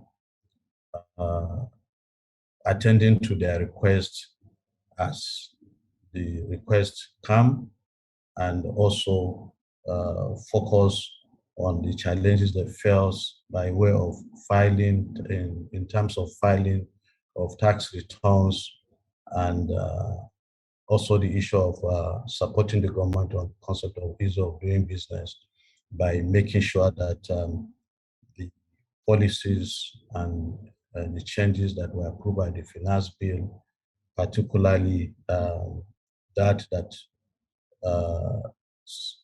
set up a threshold of 25 million and below as tax exempt entities. We make sure that that is implemented in a manner that they are currently not paying taxes or acting as agents of tax collection. Another thing we did was to engage aggressively on stakeholder engagement. We know that we cannot succeed as an institution without collaborating with critical stakeholders. The functional theorists will always tell us that as an institution, you need another institution support for you to be able to survive. Then another key thing we have done is to emphasize on data. And what did we do there? We sat and looked at our operations and discovered that we lack the adequate taxpayer record that we require to use in terms of tax assessment, tax collection, and probably the tax accounting. So what we have done is to build a robust taxpayer database via deployment of technology, particularly our own in-house developed tax pro max solution. So these are a few of the things we have done to making sure that we are able to mobilize revenue. When we came on board in 2020 or 2019, and we started work in 2020, 3 months into our operations, we ran into a big problem, which is the COVID-19 pandemic. And with the deployment of technology, we are able to mobilize the little we could in 2020 for the 3 tiers of government. As you have rightly pointed out, in the year 2021, the reforms continue to give us hope, and that is why, for the first time in the history of the country, we generated about 6.5 trillion, which is precisely 6.4 trillion plus from both oil and non-oil revenue sources. What will interest you is that 69% of that collection was from non-oil, and only 31% came from the oil-related taxes. Thank you. Thank you very much, Mr. Nami. Quite incisive. I'll come back to you later to take a look at what you said. Let me move over to Mrs. Sade Omoni. You heard the Kwara State Internal Revenue Service. You know that most state governments across the nation continue to depend on FAC allocations. Every month, the commissioners of finance come to Abuja to share the money and they are faced with sustainability issues. How can state governments, coming from your own perspective in Kwara State, what is their IGR profile? I do know, I think Kwara State's budget for 2022 is about 189 billion naira. So from your own perspective, how can a state government raise their IGR profile in a manner that balances the need for care and caution on the poverty level of our respective states? Thank you very much. Good afternoon, ladies and gentlemen. Interestingly, tax regime in this country has always been a case of balancing between those who earn a lot more and those who are down economically. So basically, what has been going on, especially with some of the states, my colleagues in all the other states and myself, that we have been doing, is looking at how we can improve on those higher earners, block all the leakages, focus more on them, reprofiling our HNIs, because currently a higher number of non-compliance is really from those who earn more, the HNIs. Now, if we're able to block leakages at the level of these people and improve IGR, and then look at initiatives such as tax for loan, tax for education for those in the informal sector, especially the low-earning individuals in society. It helps to a reasonable extent. Last year or in year 2020, when we had the COVID pandemic, when it was quite high, we had a situation where we provided some initiatives like palliatives to the HNIs. We even had moratorium for some of their commitments. There were consideration for people down the ladder. That was done in year 2020. But going forward, the idea is to look for incentive-based approaches for the informal sector to stimulate voluntary compliance. A good example is you identify you have paid this particular amount to government, and then you become part of a database that qualifies for some of the social programs that the government is about to deploy to the state. So some of the states have done that already. And it's never enough to talk about digitalization. Most of the information we have, they're quite informal. So a lot of states have gone into digitalizing their systems and getting more information. A lot has also been done in working together with the FIRS in providing data. In fact, what we do now is most of the touch points that we have, we always look for information about taxpayers. So that way, we're able to profile those who can do more. It allows us to block leakages. And at the end of the day, you kind of find a balance. And one other important thing is we know that the informal sector is a mix. Right now, we have a lot of people who hide right under that. So the idea of having the data also goes a long way in bringing out those who are really supposed to pay more. So at the end of the day, the states are able to balance and earn more from those who earn more, of course, and of course, give a good consideration for those who are in need of support from government, especially at the lower poverty level. Thank you. Thank you, ma'am. Yomi, it's time for your own question. And the first question will be around the Finance Act. For 3 consecutive years now, I must also say kudos to the federal government, because even before this time, we didn't have Finance Act passed with the budgets. So for 3 consecutive years, we've seen that the Finance Acts have been passed, amending different tax and fiscal laws in the country. As expected, these changes have caused taxpayers to sometimes, struggle with keeping up with continuously changing their tax and regulatory environments in Nigeria. How do you think these frequent changes, as well as updates to the Nigerian tax and fiscal laws, are these changes also good enough for the economy? At least we have 3 consecutive ones to take a look at. And how can the government balance the need for the continuous changes with the need to have a predictable and a stable tax environment?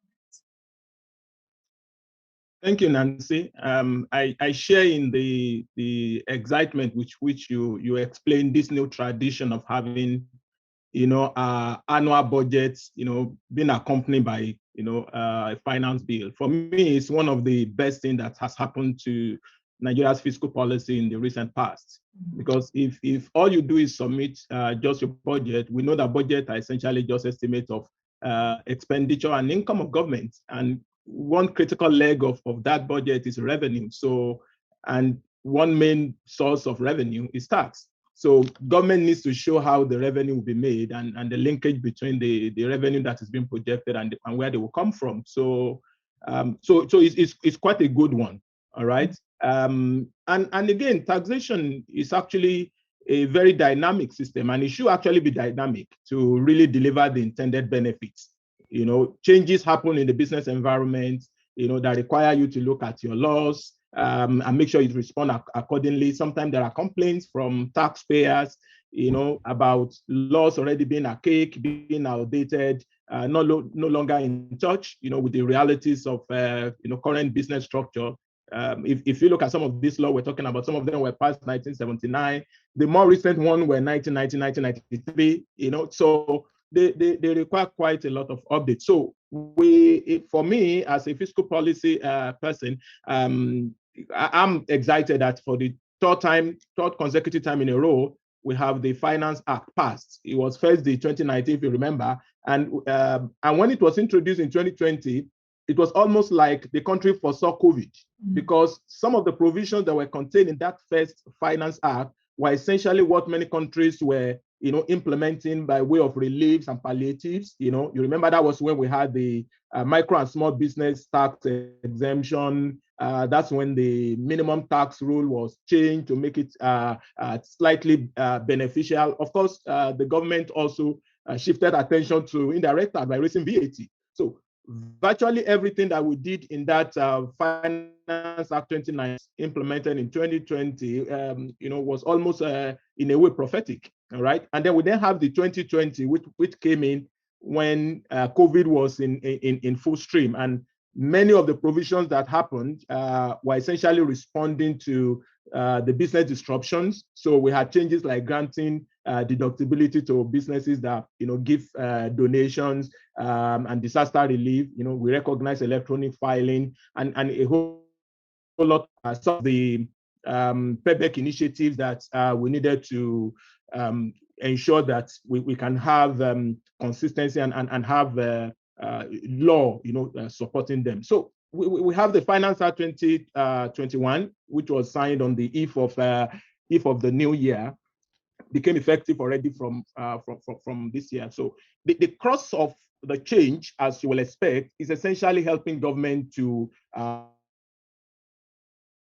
mobilize a lot more domestic revenue, or tax revenue generally, be it from international tax, be from domestic taxpayer, strengthening the administrative framework under which the tax agencies are operating, and some public sector reform to ensure that government is able to do deliver on its budget. And I appreciate that question, because what you're saying essentially is these changes are becoming very frequent. So we need to then, almost immediately backdate to go back to say, look, which we'll rather have? Is it a situation where for decades our laws remain unchanged, or a situation where we now have some bit of dynamism, and responsiveness to how the tax environment, things are done in the tax environment? So it's some. I think it's the latter that we will all say we want. It only means that the businesses, corporate, individual will need to constantly get acquainted, with what changes are happening and how it affects their business. So, for example, the 2021 touches virtually every tax law that there are in the country. In fact, I think it touched about 13. The only few ones that I can remember offhand that were not touched are just recently passed law, like the Company Act that was just passed in 2020. I think the Petroleum Industry Act. Virtually every other, from capital gains tax to company income tax, personal income tax, education tax, excise, FRS establishment, virtually everything, 13 of them. Some of the notable changes in those laws and you can find, significant changes across each of the taxes. So, for example, the big ones were like the changes introduced by the Capital Gains Tax Act, for example, which now says there is now 10% CGT that is payable if you dispose of shares of 100 million naira and above in any 12 months, provided you don't reinvest the proceeds.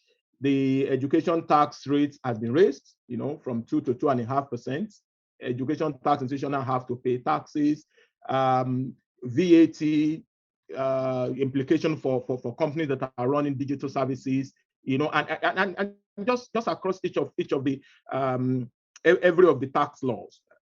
Excise, now payable on carbonated drink. We had the Minister of Finance mention that earlier, 10 naira per liter, and across all of the laws. So generally, the trust of that law, or the trust of the Finance Act 2020, if we look at it from contextually, I think the drive is essentially how do we support government's drive for increased tax revenue.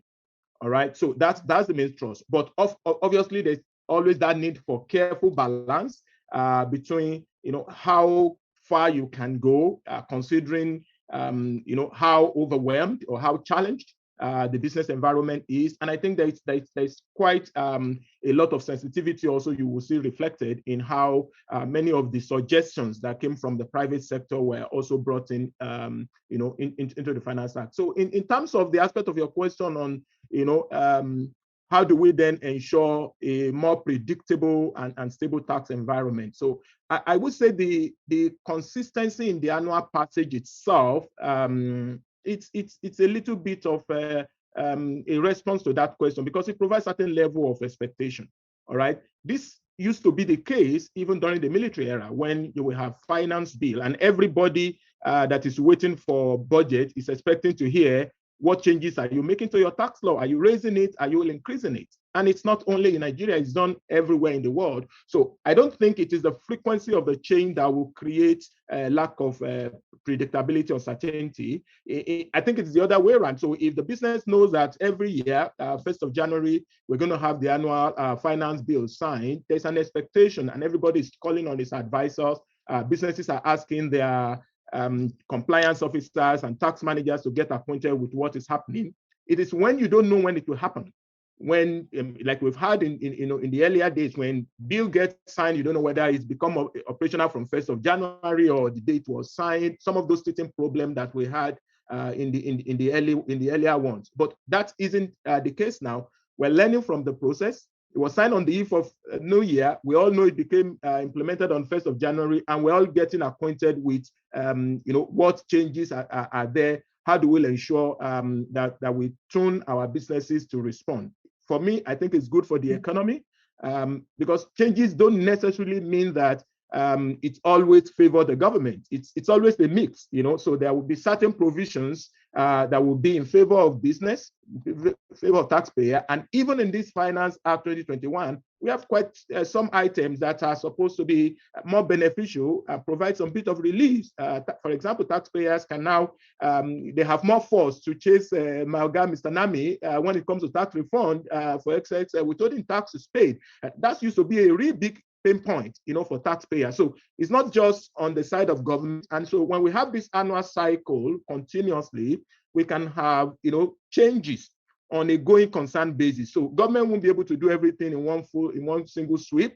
And everybody participating when the next round of Finance Bill 2022, and a number of people are already getting up, for their own input into the process, so that progressively, just like Dr. J is doing to the business environment, we can also progressively make the tax laws more responsive, more dynamic to our need in the country.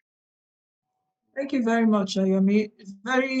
Yours was such an expose, and let's capitalize on that, and I'll come back to Dr. J, just like I've learned from you now, Dr. Jumoke. Dr. Jumoke, and I'll come you from will pay for that. You will pay for that. It's a specially copyrighted title for Dr. J. No Dr. problem. J, before Nancy gets away. No, Yomi. No, Dr. J is my friend. That's from my students in Unilag. You can't take the copyright on that. It belongs to them. Okay, Dr. Jumoke, let's take it from where Yomi ended. because there must be a balance. In fact, micro, small, and medium businesses in Nigeria, we don't even have micro, small, and medium size again. There's another new word introduced, nano, micro, small, and medium enterprises. And that was introduced, I think, 2 weeks ago, because Smithan and the MBS did a report, and they came up with that survey. So a new word has been used, nano enterprises, which employs 1 to 2 people. That's just for that. So for these categories of businesses, 9 million nano, small, and medium-sized businesses. They create jobs and they also expand the tax base of the country. These enterprises have been especially hit hard in recent times due to tough economic conditions that we faced even in 2020. What initiatives do you think that governments can introduce to increase financing for such businesses, also keep supply chains running, and enable those businesses access working capital? Because when at least afloat, they can pay taxes to Mr. Nami, FIRS, they can pay taxes to Mrs. Omoni, Inquirer. Thank you, Nancy. There are already a number of initiatives that are in motion and are being built on. The Economic Sustainability Plan was the COVID response, and you had different programs and projects under that plan. The Ministry of Industry, Trade and Investment had something for MSMEs. And yes, truly, when we look at the economy, some businesses in Nigeria, for instance, if you take the market women and their inventory, maybe completely less than 10,000 naira in a day, which they're recycling and plowing back. So Nano is just putting it on the table. What we've really always known is there. That's why the daily workers, the daily wages, every single day is very important to them. So there have been programs that have emanated as a continuum from the Economic Sustainability Plan, that was the COVID response that managed to bring us immediately back out of recession. The NG Cares program that was mentioned earlier was a World Bank collaboration that is also targeting specific interventions in this area, access to credit, specifically for these businesses to be able to stay afloat. We continue to work with state governments. They also have their funds, like Lagos State has a fund. I think Kwara State also has a fund for MSMEs, Industrial Training Fund. Lagos State has a very vibrant one that was very vigilant and did a lot of interventions, particularly post-COVID. So this year, we continue to work on all the access to credit reforms. There are quite a few programs that have gone on. The central bank has some of their own, and then ministries have. There's some programs that are just targeted at creating jobs. There's some solar initiatives. I must say that I think under the umbrella of the poverty alleviation and growth strategy, that is meant to, under the National Development Plan, that is meant to bring out 35 million Nigerians out of poverty by 2025. I think that's probably where you get the most meat about the programs that are being put in place specifically to lift people out of poverty and have access to credit this year. But there's quite a bit that's loading, continuing from last year, that's going on right now. Thank you very much. When the nation is trying to encourage and attract people to come and invest in Nigeria and to support small businesses, you are giving us huge tax of collecting revenue to support the budget funding requirement of the 3 tiers of government. Be that as it may, portioned to the amendment to section 25, subsection 4 of the FRS Establishment Act, which empowers FRS to deploy technology to taxpayers. The service is now able to expand the scope and capacity of its ICT infrastructure to achieve 100% automation of all the tax administration processes Secondly, to block revenue leakages and to improve revenue mobilization in this country.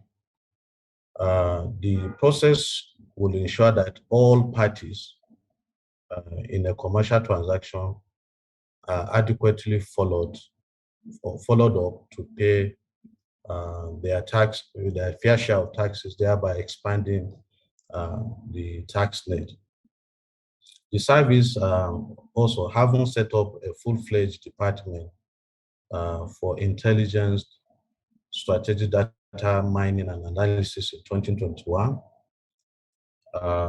will also focus on compliance and enforcement strategies in 2022 by leveraging on intelligence, strategic data mining and analysis to enhance audit and our investigative functions.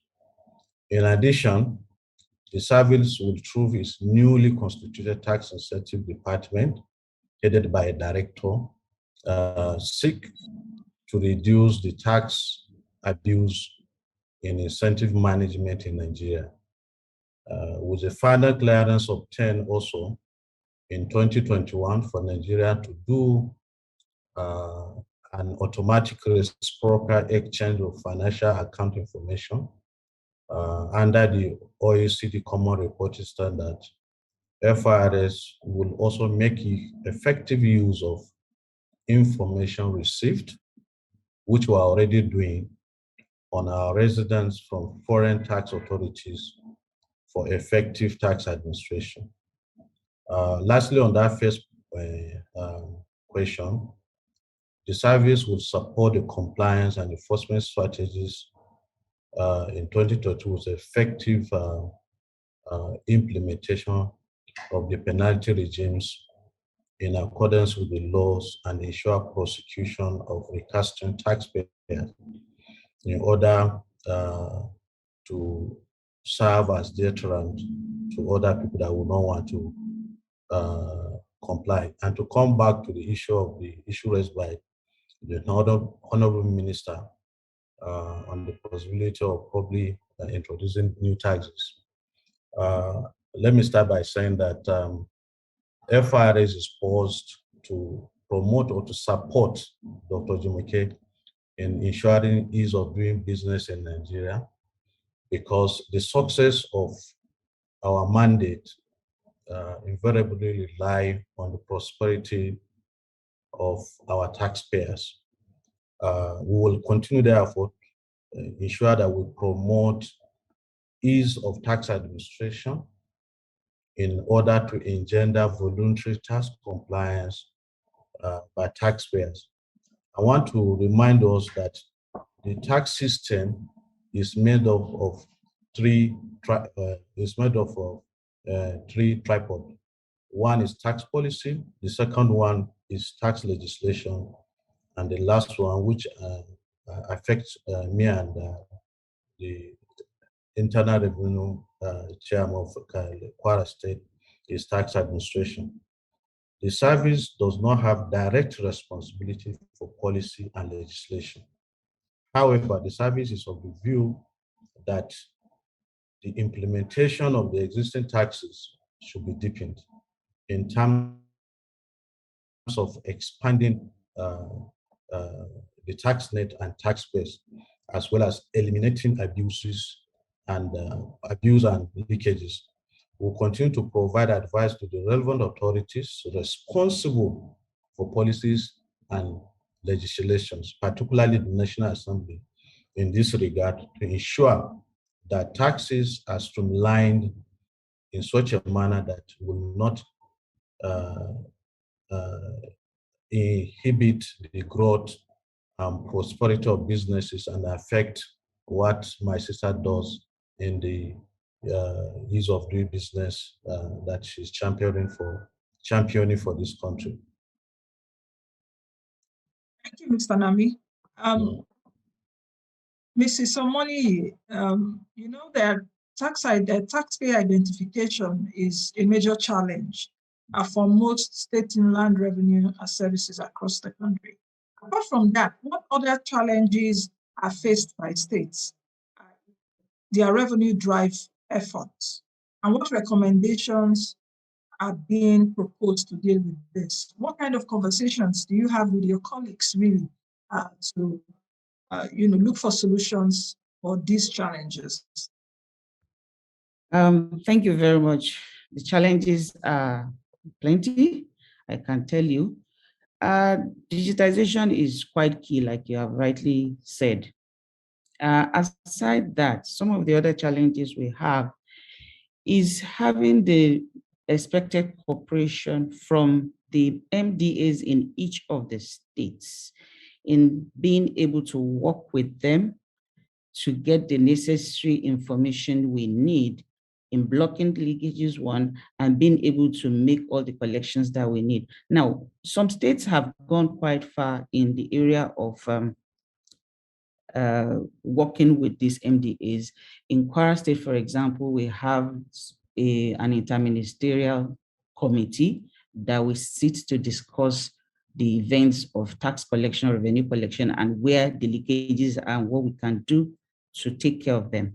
One other major challenge that SRSs have is that most of them are not autonomous. We have situations where they are not empowered to do the job that they're supposed to do. And this is a major challenge for some of the states. In Kwara State, we have autonomy, and it helps a lot in being able to allow people listen to us and believe that, yes, we have been given that authority. So you have some states where the agencies are not the only ones. They're not the sole agency responsible for generating revenue in their state. So it's a major challenge. The issue of political will is also there. You find sometimes pronouncements are made by government, which in a way disturbs or affects the collection of revenue by the authority responsible for collecting the revenue. I think one other challenge we have is being able to link what we do with agencies that have the information that we require, regulatory agencies, BVN, NIN, being able to have the synergy such that you can just get the information you need directly from these people. So it needs to be a bit more open such that we can cross-fertilize and get information from all the entities that already have that information. We always say training and retraining. So basically the level of capacity, competent tax personnel across the SRSs is also a challenge that we have. And of course, the major one we have across the country, which is the issue of corruption and bureaucratic bottleneck, especially when you want to get things done.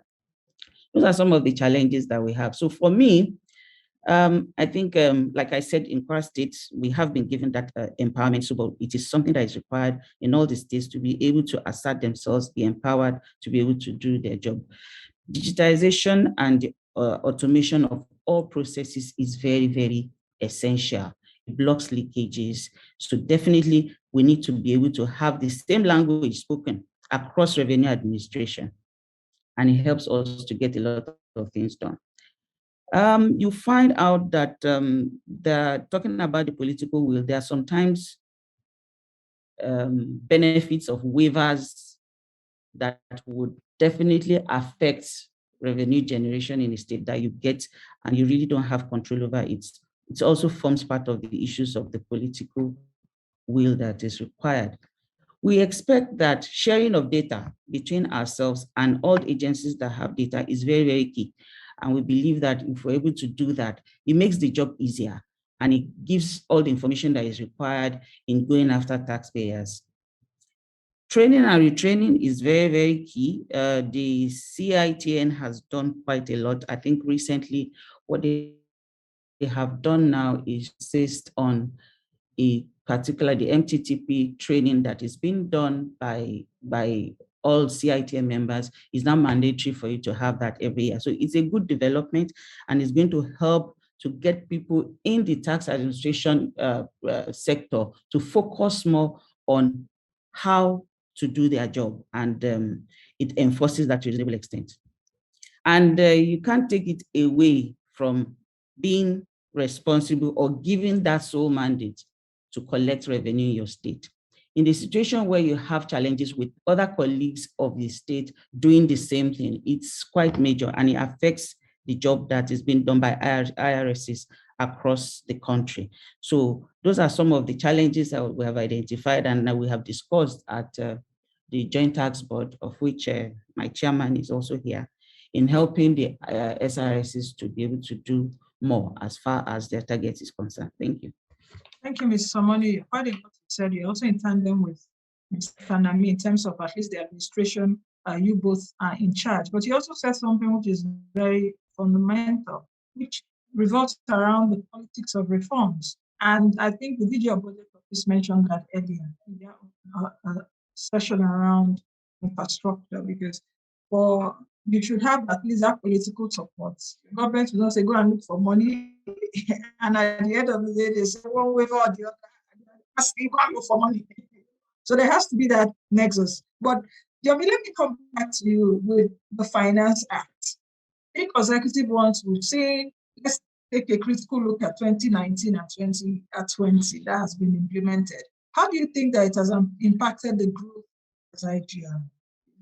And do you think that implementation of the previous Finance Act by the government has led to improved internal revenue, not just even for the federal government, but also for our states?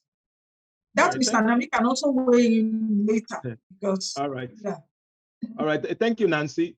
Maybe the first thing to note before answering that question categorically is that the impact of the changes are meant to be long-lasting, right? So these changes will continue to have continued relevance. Mm-hmm. So the laws are not just made for a particular year and then it elapses or expires after that year. So until the law is changed, it remains in force and we will continue to reap the benefits. But answering that question more specifically, I would say with an absolute yes. The changes have had effects. You just mentioned now and concurred to by Mr. Nami that in 2021, the FRS raked in over 6.4 trillion. That is the highest section so far in the history of the service. In 2020, in the heat of the pandemic, the collection was around 5 trillion. When everybody was maybe slightly below the original budget target. Target was brought down when the pandemic came in. But if you look at the analysis and the components, VAT, for example, in 2020 was the highest tax line, did a little above petroleum profit tax. I think it was about 5.31 trillion for VAT versus maybe 1.51 or thereabout for PIT. So why were we able to get VAT that is higher than PIT? Because that was a year that we increased the VAT rate from 5 to 7.5. If you break down the 6.4 trillion that was collected last year, you will notice that VAT, customs and excise, some of those indirect taxes item, electronic fund transfer levies, some of the multinational digital player that we're beginning to get, little by little. Some of the improvement that comes on the back of deployment of ICT, like tax promas that the chairman mentioned, increased enforcement and all of that because of the visibility that tax authority now have to taxpayer data, when they can go to bank and get certain information. So cumulatively, when you put all of that together, what you will conclude with is that we are seeing improved changes, all right? Right, so impact might have been much slower than it would have been if the economy was not under the impact of COVID.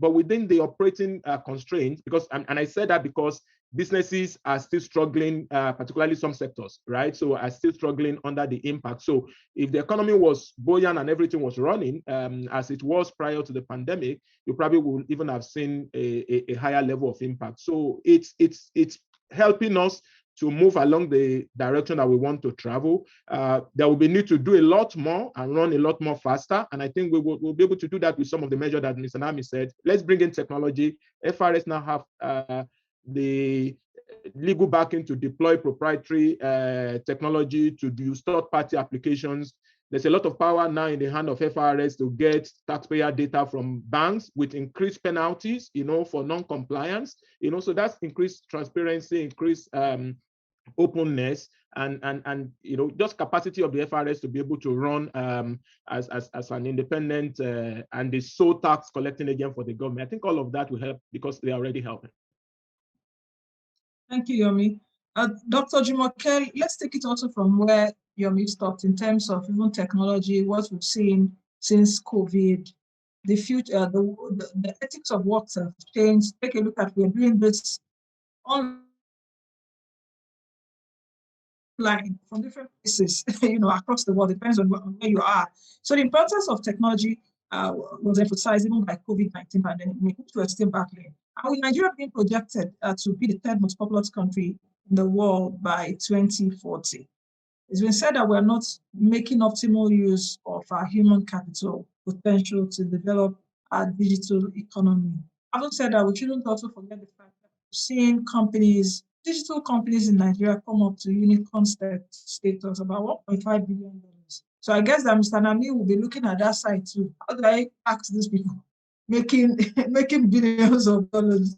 The question really is, to realize the immense potential offered by this digital economy, there must also be structures to enable businesses that government needs to put in place to capitalize on this population size. Young people also coming up with different startups, digital tools in improving our digital economy. So, Dr. Duwole, please, can you just comment on that? Thank you, Nancy. So one of the pillars of PEBEC reforms is automation and digitization. We've placed a huge emphasis on that over the last 5 years. CAC from 6 manual forms to incorporate a company to 1 form, which is online. FRS, another one of our very strong partners in reforming with the use of technology. The EC is here. They've worked on for filing online emails. It's been, as Yomi has said, it's been work in progress and continuing to, because we're both members of the Ministry of Finance committee that works on the finance bill. So year in, year out, continue to put in more and more reforms to make all these demands and all these directions actuality. We've also continued to for the import-export process. These are big ticket items that the digitization and automation of these processes will really have an impact on the economy. We, through NEC, the Ministry of Digital Economy and Communication has also, of course, been working with state governments across the country on broadband penetration. We know that this is a game changer. Right of way has been reduced significantly across the country. It's an ongoing effort, Nancy. There's no other way. We wouldn't be able to have this virtual interface if we didn't have broadband connectivity that was stable. We can't afford to have any part of the country ostracized in times like this. There are businesses that work solely. There's Outsource Global, a company that works out of Abuja and Kaduna that actually gives outsourcing services to global clients. So, and that creates a lot of jobs for Nigerians. We're an English-speaking population. So really, you've talked about our tech sector and all the interesting things going on there. Out of the FDI that came to the continent for technology, about 30% came to Nigerian tech businesses. So it's really an area that we have a competitive advantage in our services sector. So we really can't afford, and of course with the EO1, you know that the government itself is prioritizing transparency and efficiency, and that one of the main tools, particularly for efficiency and also for transparency, is digitizing and automating processes. So the head of the civil service has also been working very actively on making sure there's a transition plan for government to be able to work virtually. I think COVID also jump-started and accelerated a lot of these plans, and there's no other way. Right across the country, from federal, state governments, everybody knows that it's imperative that we're all able to function this way globally, or the country will be left behind. Thank you, Dr. Duwole.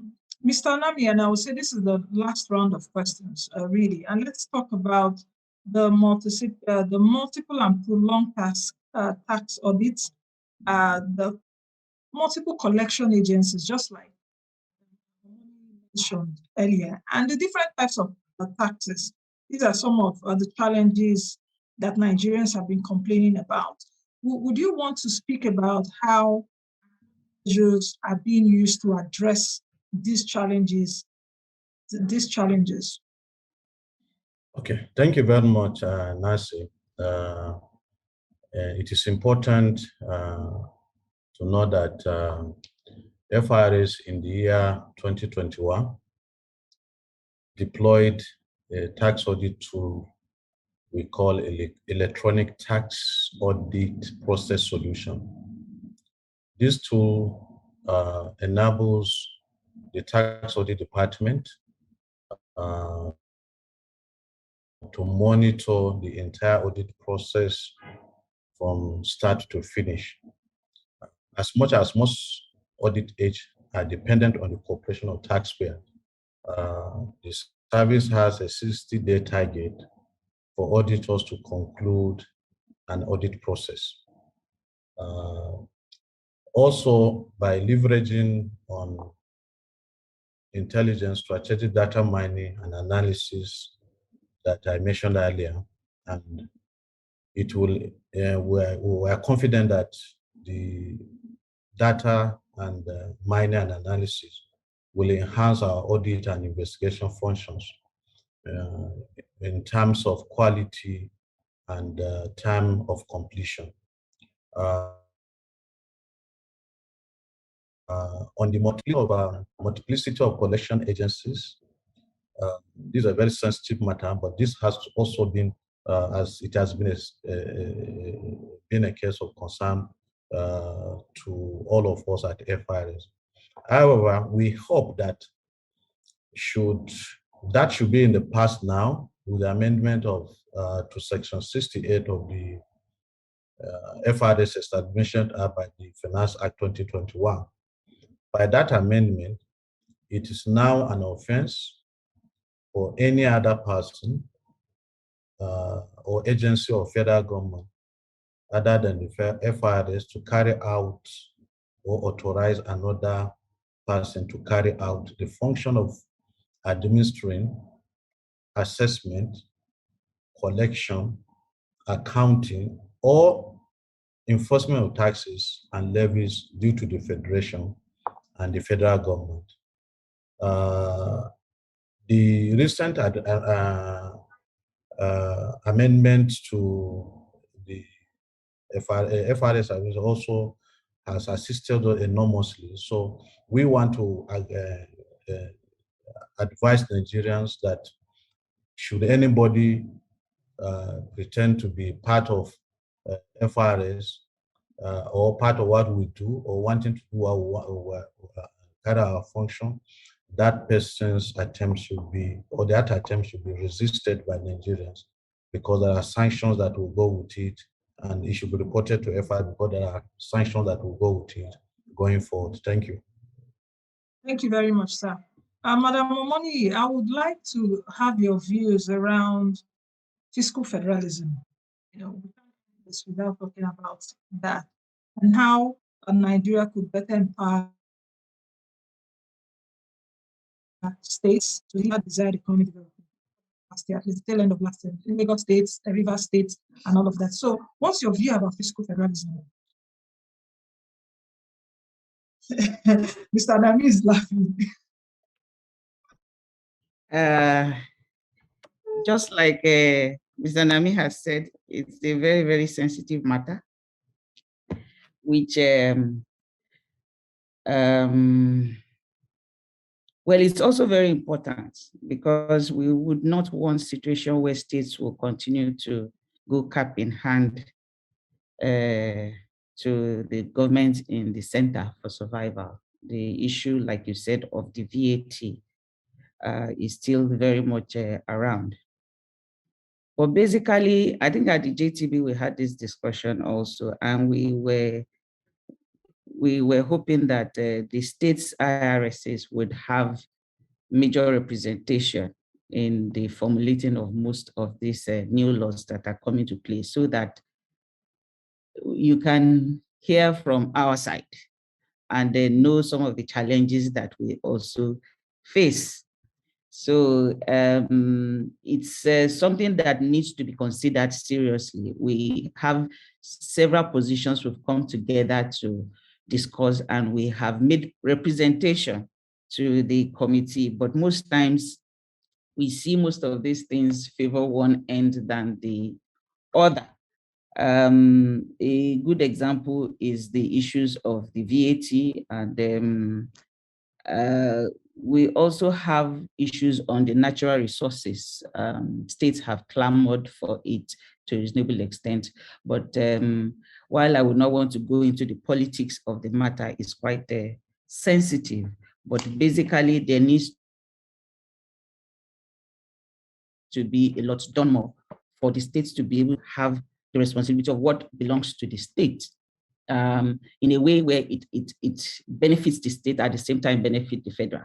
There are some resources that, of course, there's conversation over where it belongs to, whether it is for the state or for the national level. But I think at a point we need to be able to come to a balance on how we should move this. There was a time the list of VAT, our VAT generated from states as against what is being remitted based on VAT was published, and it was an eye-opener.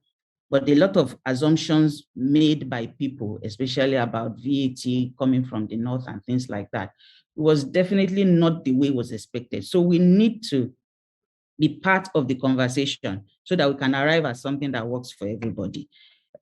I would not want to go into the debate of VAT right now. It is something that is quite sensitive. But for natural resources, for VAT, for withholding taxes, for stamp duty, these are positions that the states have positions about, but they have not exactly been put into consideration. And that is why you still find a lot of states cap in hand. If the fact does not come, it becomes a challenge for the state to be able to survive. So well, that also gives the states the challenge of looking inwards and trying to generate revenues internally without having to rely on the federal government. So that is what I'll be able to say on this matter at this time. Thank you. All right. Thank you very much, Madam Omoni. I think we've got to round this up in about 2 minutes, and I'll crave your indulgence that we'll take the closing remarks now in 30 seconds. Yemi, I will start with your closing remark on the subject matter. All right. I think for me, it's to say and particularly for all of our people online, is to say the regulatory environment has changed significantly over the last couple of years, and particularly with the recent introduction of Finance Act. So a lot is changing. The penalty regime for infractions and non-compliance is getting a lot stiffer. A major revenue line for FRS now, if any company comes under their radar, will be penalties and fines, because this has been increased significantly. So businesses will need to do impact assessment of how some of these regulatory changes are affecting them and impacting their operation, and make sure that the compliance framework in their respective businesses is strengthened, so that they can avoid penalty, the reputational damages that is associated with all of this. But also in the same breath, also take advantage of opportunities that may exist, because changes always introduce, both debit and credit side of compliance. So there is incentive for that businesses can leverage. There are penalties and to avoid for infringements and all of that. So I would say businesses should do that, be a lot more strategic and proactive. Tax compliance can no longer be left to just paper filing or just one person looking at your affairs. The largest number on your income statement might as well just be your tax expense line. So it's something that is critical, that is requiring a lot more strategic approach than we have seen. Thank you, Nancy. Thank you, Yomi. Dr. Duale, yours in 30 seconds, your closing remarks. Okay, 30 seconds. I mean, I think mine is simple. our work is one of partnership, and institutionalizing of our reforms is key. It's an ongoing journey. I'd just like to thank the EC is probably representing all our MDAs and our partners here. We continue to work on the reforms. We continue to push hard. For instance, where we seem to be pushing for private sector, even when we're negotiating maybe provisions for the tax acts, for instance, but they continue to understand that the economy needs to thrive in order for them to deepen the tax net. I'd also like to thank Mrs. Omoni because she's kind of standing in for all the state governments. Kwara State is the first state to execute the Executive Order 1 on transparency and efficiency of public service delivery. Kwara State is a leading state in ease of doing business and championing reforms. His Excellency has really been a champion for ease of doing business. I'd like to thank Deloitte because Deloitte has partnered with us, really put their money where their mouth is. They had 2 embeds on the PEBEC team for 18 months, fully paid for by Deloitte, working with us technically on a lot of these reforms. And when private sector comes alongside a government, good things happen. And I'd like to thank you, Nancy, because the media has also been a strong part in the work that we do. You have always been very well prepared, and you've been a champion and supporter for the work that we do. So with all that said, to the participants, really strong attendance, almost 800 at a point. It's going to be a good year. If we all just put it together, it's just going to be a good year. So Fatai, thank you for the invitation, and have a good year, everybody. Thank you very much, Dr. Oluwere. Thank you for that compliment too. Mr. Nami, very quickly, yes. Okay, thank you very much. Let me start by appreciating my colleagues, the core panelists, and the big guys in the country, the Deloitte family, for giving us this opportunity. And I want to just round up by advising Nigerians to be patriotic as they have always been. We are doing all we can to make sure that we request the government and the treaters of labor and the treaters to give taxpayers value for their money, because the issue of voluntary compliance can only happen if taxpayers can see what their tax payment is being applied for. And the advice I also want to give to our collecting agents, the taxpayers, is that indirect taxes that you collect on our behalf, you remit as at when due. And it is when you do that that you do not have issues with compliance, sanctions, and other things.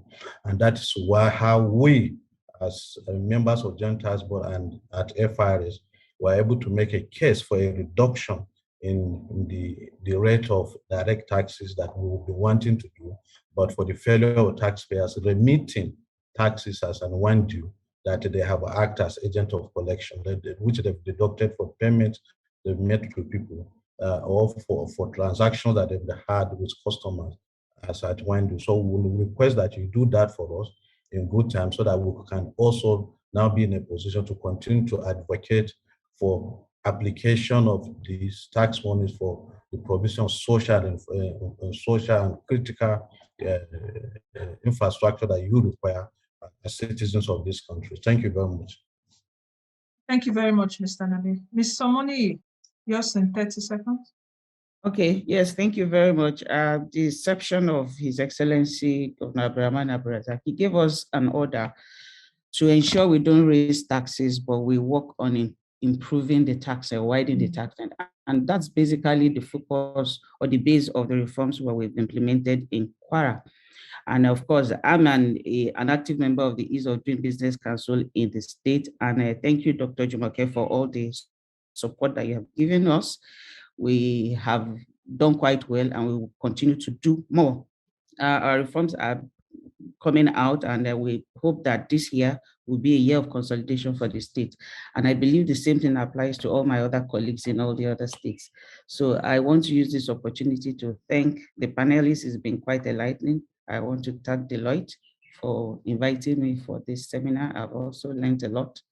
And I want to thank all the members, participants who have, yes, they were up to 800 at a time, and I was like quite impressed with what Deloitte has been able to put together on a virtual platform. So thank you very much, everybody. Thank you very much, Madam. And it's my pleasure to say thank you very much. The panelists has been such a very good expose, not just this panel, but even from the beginning that I've sat down from 10 and listening to this, very, very educative. Dr. Jumoke Odewale, thank you very much. Mr. Anami, thank you very much. And Mrs. Shadi Omoni, thank you very much. Yomi Odugbenro, thank you very much. Many things to take away from this panel. Tax education. Mr. Nami, you've got to intensify that so that you can widen the net in a more interesting way, because tax education is like boring. To look for avenues to make it more interesting. And so many things has been said, promoting businesses. We need to ensure that businesses must even be alive to pay taxes. And Madam Omoni talked about political support, value for money also from Mr. Nami. Then the Finance Act is also work in progress to reflect changes of the economy every year. So it's been an honor to moderate this. Thank you, Deloitte, for getting me on board. And I wish us also a very happy new year. Over to you, Uyi. Thank you very much, Nancy, and a big thank you to our panelists. It's been a very insightful section from the very beginning. Thank you so much for your time. And also thank you to the participants who have been very patient from the very beginning. Please be rest assured that we're going to share the slides, the presentation slides, and we will attempt to provide answers to your questions. So we're holding all of the presenters, keynote speakers, to provide follow-up answers to some of the pertinent questions that you've asked. At this point, we are going for a wrap-up. So I'm going to invite the Chief Operating Officer of Deloitte West Africa, Mr. Anthony Olukoju, to give us a wrap-up. Tony? Yeah, thank you very much, Uyi. Good afternoon, ladies and gentlemen. As they say, whatever has a beginning must have an end. So we have come to the end of this program, but before we draw the curtain, I would like to especially thank Their Excellency for honoring our invitation. We want to especially thank the Vice President, Professor Yemi Osinbajo, for the representation he sent to us. We know that he would have loved to be part of this event, but because of his other commitments, that was why he could not attend. So thank you very much, His Excellency. Now to our chief host, the Executive Governor of Lagos State, Mr. Babajide Sanwo-Olu. Thank you for always responding to our requests whenever we call on you. We appreciate the Honorable Minister of Finance, Dr. Mrs. Zainab Ahmed. She had attended all the previous editions of NEO, and we want to especially thank her. And we want to also make a request in advance that the one for the year 2023 should be inserted in our calendar so that she will make it another home run for Deloitte. Now, to our distinguished speakers and panelists, we do sincerely appreciate your time and the valuable insights. Very especially, we want to thank all the participants. Be rest assured that the conference materials will be sent to you via your registered email addresses. We are confident that the 2023 edition will be physical, and we hope to see all of you in a room. So thank you very much for attending, and we hope you have a truly successful 2022. Thank you and good afternoon.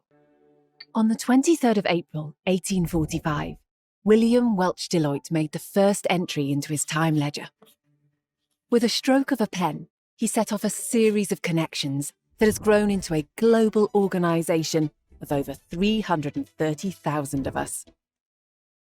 Today, More than 175 years later, we've chosen our Founders' Day as a day to consider what has made us, what continues to make us, thrive. After one of our most challenging years, and one of individual perseverance and collective success, we encourage you to take a moment to reflect on our enduring values together and look around at who we are, at what we aspire to be. As we take this moment to say thank you. 谢谢 Grazie. Thank you. Vielen Dank. Thank you, Deloitte. For all that you've done this year.